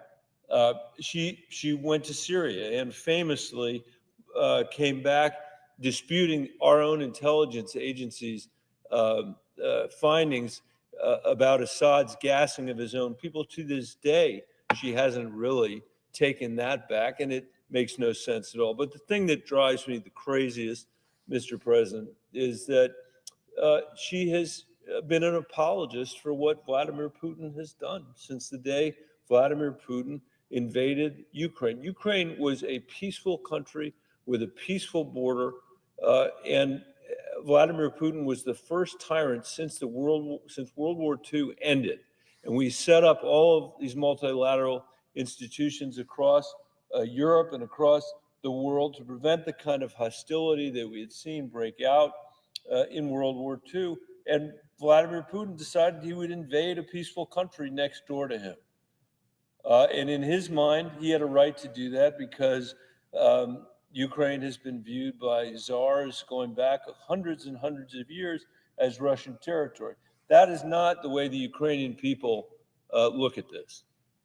They think of themselves as an independent country. They think of themselves as living in a place where history actually has moved on over the last 500 years or 1,000 years. And they were sitting there peacefully when Vladimir Putin invaded them with no provocation at all. And on the evening that Vladimir Putin invaded Ukraine, Tulsi Gabbard tweeted out at 11:30 at night, her local time, this war, referring to the war, Putin's invasion of Ukraine, this war and suffering could easily have been avoided if the Biden administration, NATO, had simply acknowledged Russia's legitimate security concerns regarding Ukraine's becoming a member of NATO, which would mean U.S. NATO forces right on Russia's border. Now, she gets mad when people read that stuff. That's what she said. And she says, well, don't tell people that I'm carrying propaganda for the Russian government or for Putin. That's not fair. I don't have to say that.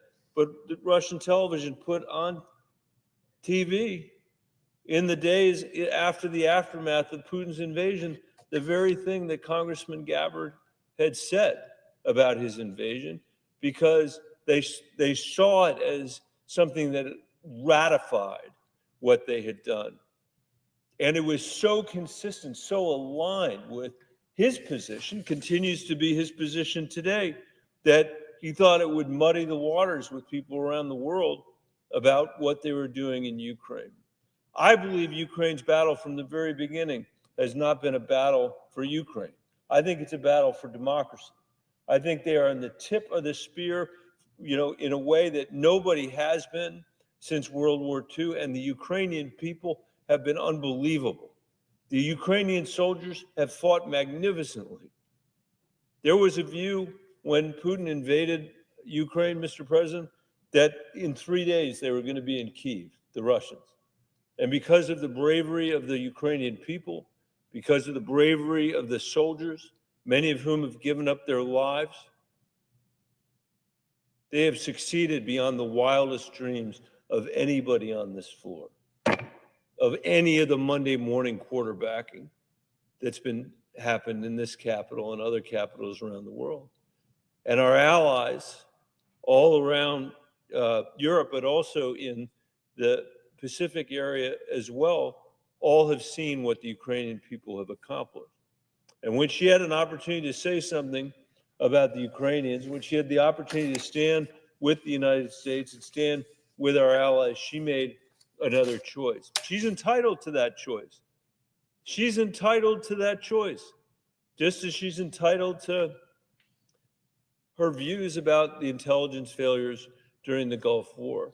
But the fact that she has the idiosyncratic views that she has, whether it's Putin's invasion of Ukraine or her writing a bill in the House to give Edward Snowden a pardon, that doesn't qualify her to be the lead intelligence official for the United States of America. As I said, and I'll finish here, Mr. President, we work well in a bipartisan way on these issues.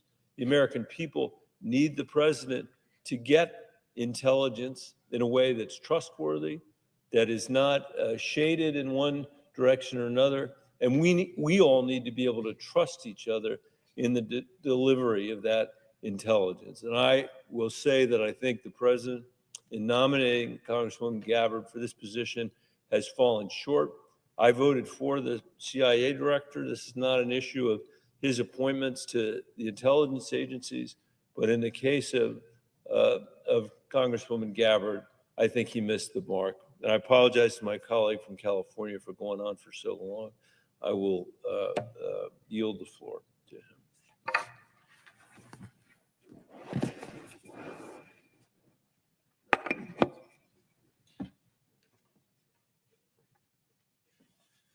Mr. President, Senator from California. after Tulsi Gabbard was selected as Donald Trump's nominee for Director of National Intelligence, the Russian newspaper Komsomolskaya Pravda was overjoyed. They wrote, "The CIA and FBI are trembling." Sadly, the Russian newspaper is probably right about that. Another Russian state outlet called her a comrade. On a separate broadcast, top Putin mouthpiece Vladimir Solovyov, after gushing about Kash Patel, said, "And what about our girl? We have our girl there." Our girl is evidently the Kremlin's way of referring to our nominee, Tulsi Gabbard. His guest asked so as to be sure, intelligence? The answer was yes. RT, yet another Russian outlet that Ms. Gabbard regularly read and shared articles from, took to Twitter to defend her. Quote, "We've got your back, Tulsi." Yes, they certainly do. In September, it was revealed that RT was acting covertly on behalf of Moscow to spread propaganda in the United States. Not a surprise that RT has Tulsi Gabbard's back. The question is, should we? The Director of National Intelligence is the nerve center of our nation's intelligence network. It is the linchpin between 18 agencies tasked with detecting and preventing threats to our national security and coordinating our intelligence resources. It's a job that requires judgment. It requires experience. It requires a high degree of trust. Above all, it requires a deep and unwavering commitment to the truth and a willingness to stand up to despots. And yet the nominee before us is stunningly lacking in all of these qualities. Ms. Gabbard's record in Congress is not one of distinction in intelligence matters. She did not serve on the Intelligence Committee in the House, was not known for advancing meaningful legislation on intelligence in this space. When she did sign on to legislation, it was to eliminate critically important intelligence programs, or it was to praise those who leaked classified information and did great damage to our nation, like Edward Snowden. She did not wrestle with the complexities of the intelligence gathering and analysis process. In fact, in the moments when her voice was heard on matters of foreign policy, it was in ways that should concern all of us. She has echoed, amplified, and at times outright defended the positions of autocrats and despots. When now deposed Syrian dictator Bashar al-Assad gassed his own people, she cast doubt on the findings of our own intelligence agencies, cast doubt on them, just like the Russian propaganda outlets did. This after she engaged in her own form of freelance foreign policy, traveling to Syria to meet with Assad and get the full scoop on his government's narrative of that murderous crusade. On her return, she positively crowed about how lovely this dictator was. Quote, "He wants to be seen as someone who cares for his country." Well, maybe if he wanted to be seen as someone who cares for his country, he shouldn't have gassed his own people. He wants to be seen as someone who would not conduct these kind of atrocities, Tulsi Gabbard said, except that he did. He did commit these kinds of atrocities. When Vladimir Putin launched his brutal war against our ally Ukraine, she once again parroted Kremlin talking points about so-called provocations by NATO. She repeated Russia propaganda claims that the US had set up secret bioweapons labs in Ukraine and argued that the US, not Russia, is responsible for Putin's nuclear brinksmanship. This is the nominee for our intelligence agencies, not the Kremlin's. This is our nominee, Tulsi Gabbard.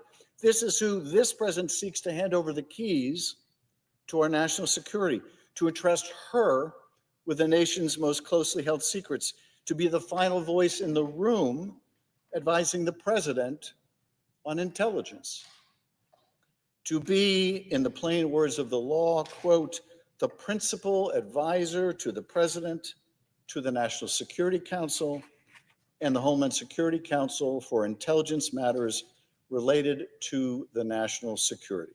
This, Tulsi Gabbard, this nomination is not just unwise, it is dangerous. Make no mistake, Ms. Gabbard is entitled to her own personal opinions. She can apologize for Assad or Putin or any other murderous dictator to her heart's content. But we're not considering Ms. Gabbard for some position in which her bizarre fondness for foreign despots is beside the point. She is not the nominee for Postmaster General. We're considering her for one of the most important jobs in our intelligence community. And for that, Tulsi Gabbard is a walking five-alarm fire and must be rejected, must be. There is a reason the Director of National Intelligence must have the confidence of both the intelligence professionals that oversee and the nonpartisan that they oversee in the national security establishment. Because the job requires accountability. It requires trust. It requires truthfulness.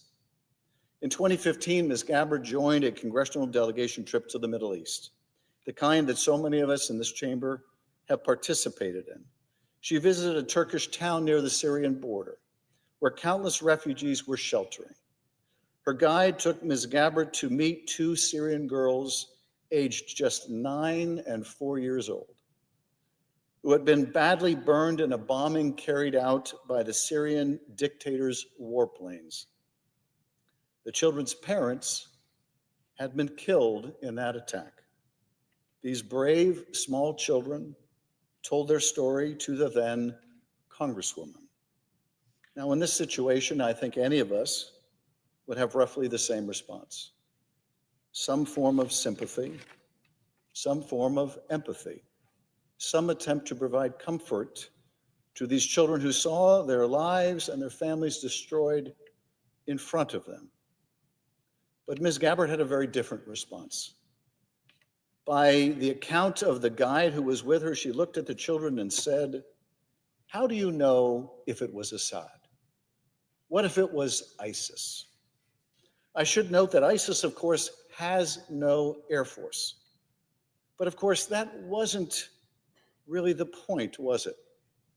The point was perhaps best illustrated by her guide who was with her to that day and who said that experience, those days with Ms. Gabbard, he said, quote, "It dawned on me that Tulsi wasn't misinformed or ignorant."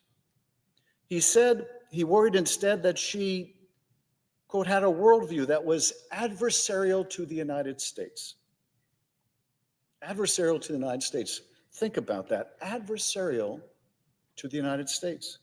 And consider whether this is the right person to be director of national intelligence. Where do we draw the line with Donald Trump? What level of unfitness in a nominee? What level of unconstitutionality in an executive action? What level of abject disregard of our judicial system? What national security threat or risk will it take? What action could he commit where we would be joined by our Republican colleagues in saying we've had enough? Where is the line? When is an action too egregious or an appointment too absurd, a risk or threat that is too big? Where is the line? Is it disobeying a lawful court order, which this administration seems to be laying the groundwork to do? Is it confirming a patently unqualified FBI director who wants to close down FBI headquarters and makes music with felons who beat law enforcement? Is it a director of HHS who doesn't believe in vaccines, or a director of national intelligence who has sought to undermine vital intelligence operations and whom the Russians and others viewed as aligned with them instead of with us? Where is the line? Because for me, that line has been crossed a long, long time ago. I will not support this nomination. And I urge my colleagues to think long and hard before they do. Because if Ms. Gabbard is confirmed, we will not need the luxury of hindsight. We already have the luxury of hindsight. The threats to our nation are real. Those who wish us harm are busy plotting against us.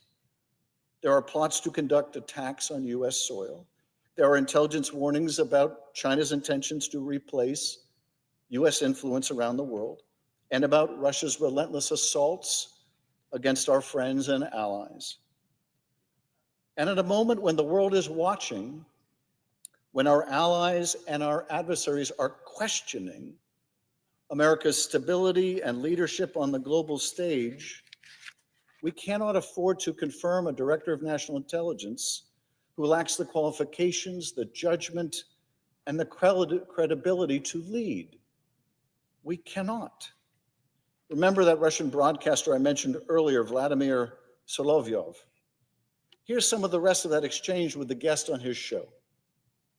"Well," he said, with Tulsi Gabbard, it's not that simple." The guest replied, "It might not work because what if it's not approved? The Russians are worried that Tulsi Gabbard might not be approved by this body." That should tell us something. People, please, do we need the Kremlin to spell it out for us, what they are hoping and if they prayed, would be praying for us to do? Solovyov seemingly answered that question for us live on Russian TV. Quote, "Why are you suddenly so doubtful?" he asked his guest.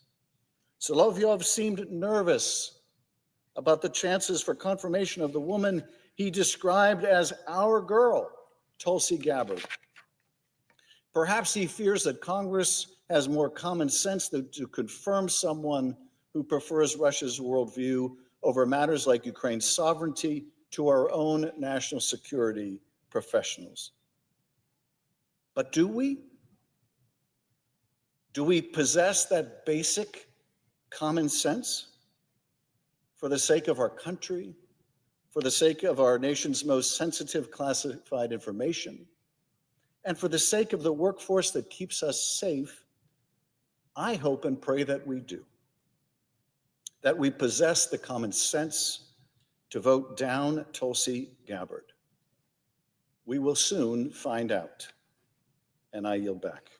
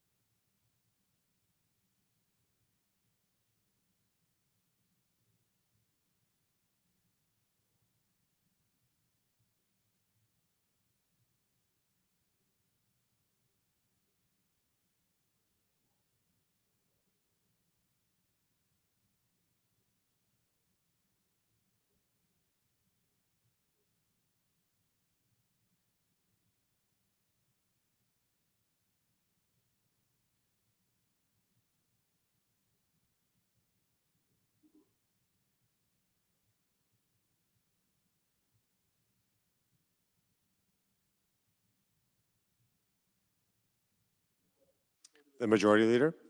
I ask unanimous consent the Senate be in a period of morning business for debate only, with senators permitted to speak therein for up to 10 minutes each. Without objection. Mr. President, I understand the chair has an announcement for the Senate.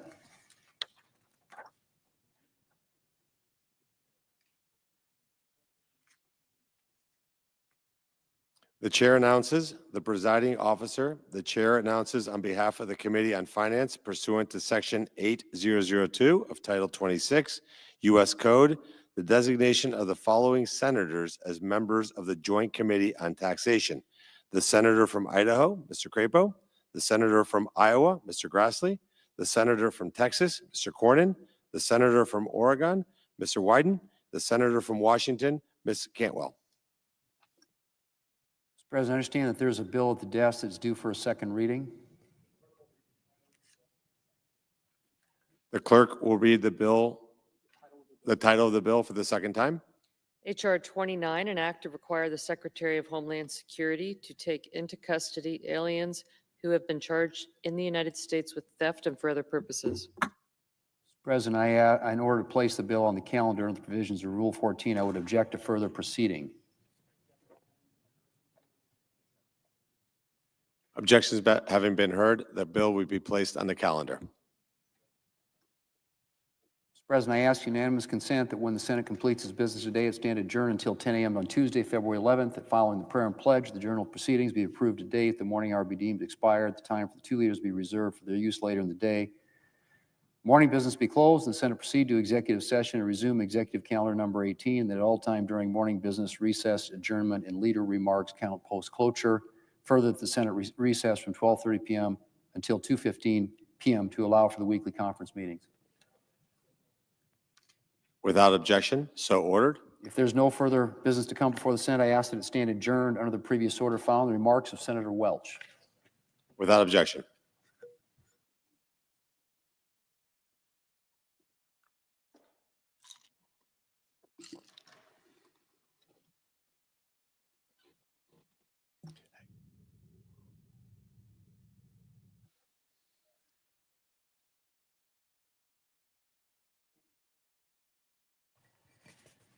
Mr. President.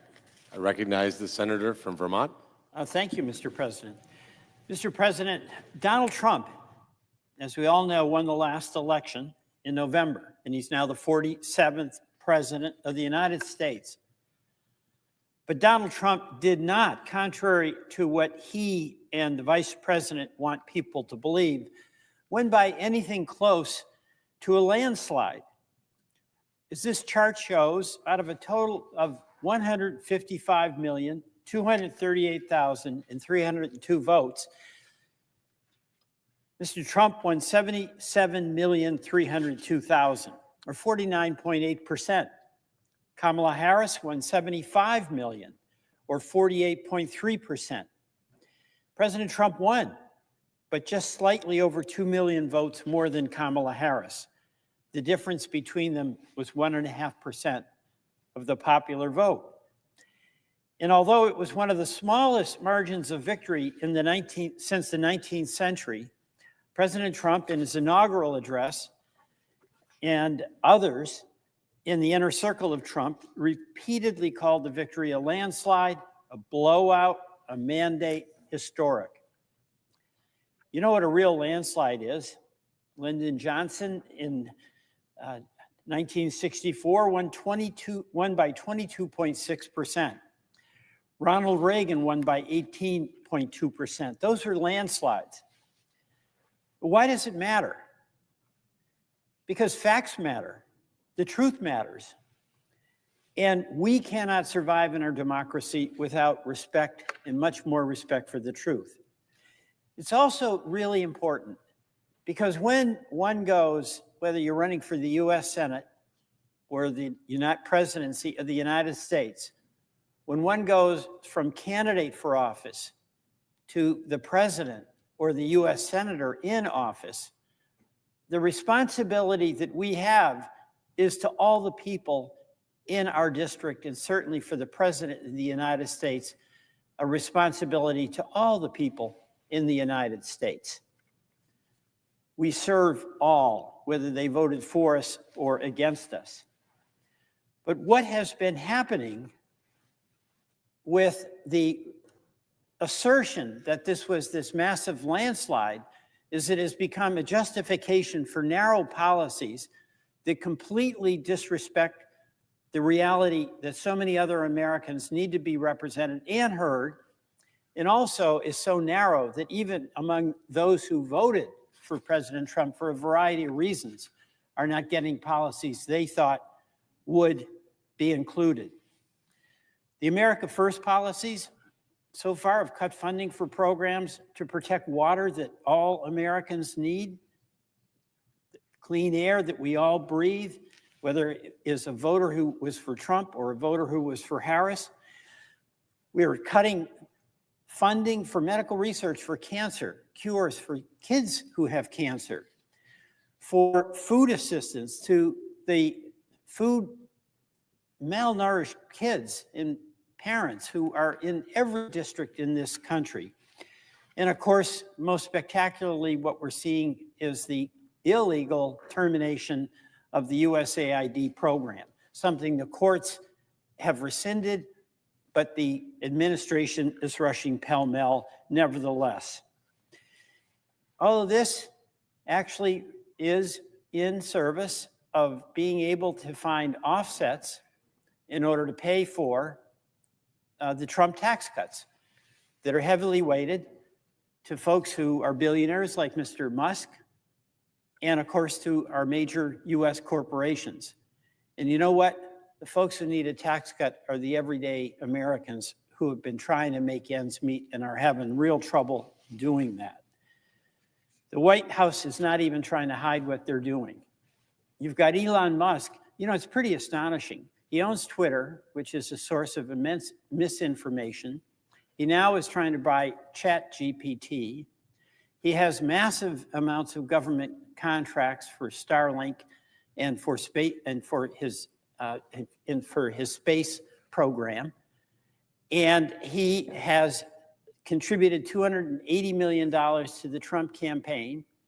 And now, without any elected authority, without any advice and consent of the Senate on a position that is very powerful, the so-called Doge administrator, he has access to the private information of millions of Americans, all that confidential information about your Social Security and mine that's in the Treasury Department. So how is that happening? That is not in service of the folks who didn't vote for Mr. Trump. It's not even in service of the folks of people who did. But you know, it's important that elections be, and the outcomes of elections be respected.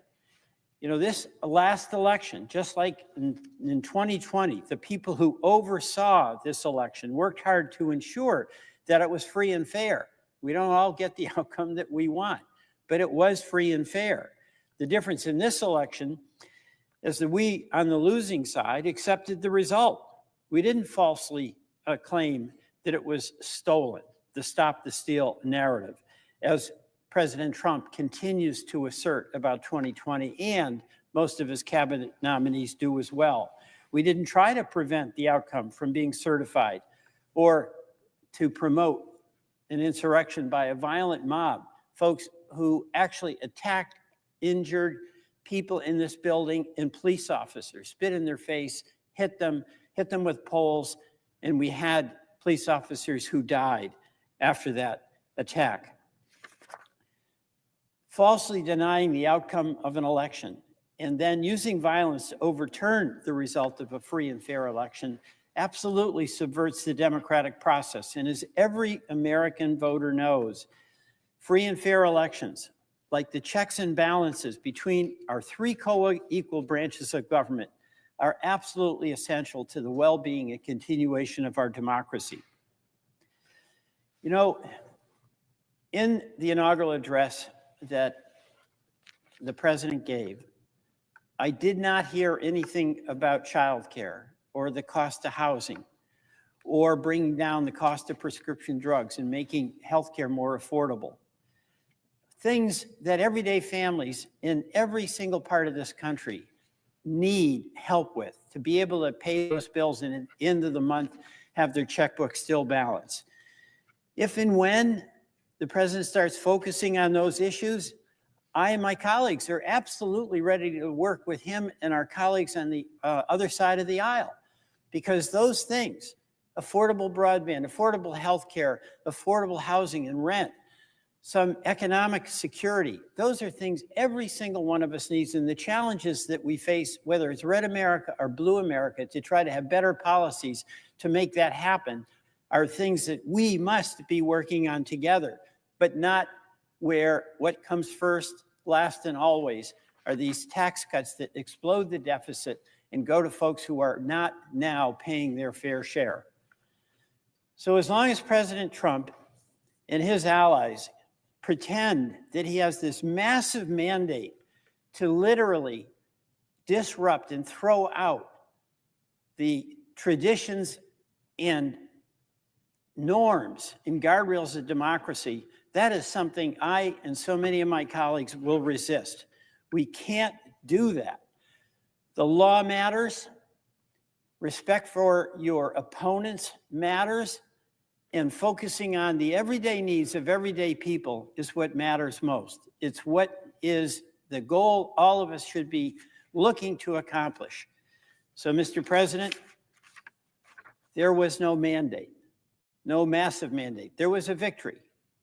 But with victory, to describe it as this smashing mandate is a suggestion that what awaits us and has already arrived is overreach and failure. Mr. President, I yield back.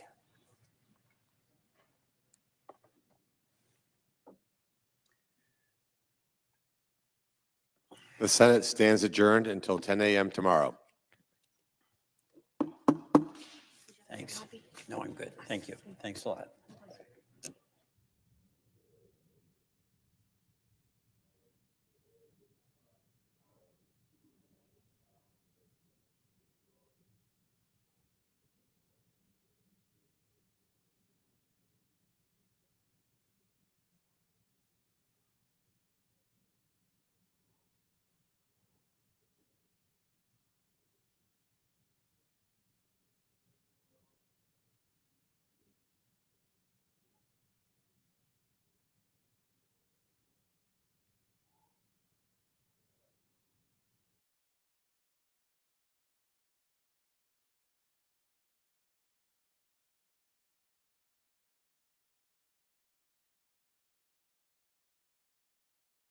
Folks, Black Star Network is here.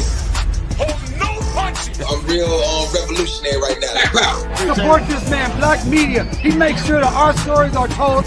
Thank you for being the voice of Black America, Roland. Stay black. I love y'all. All momentum we have now, we have to keep this going. The video looks phenomenal. See, there's a difference between Black Star Network and Black-owned media and something like CNN. You can't be Black-owned media and be scared. It's time to be smart. Bring your eyeballs home. You dig?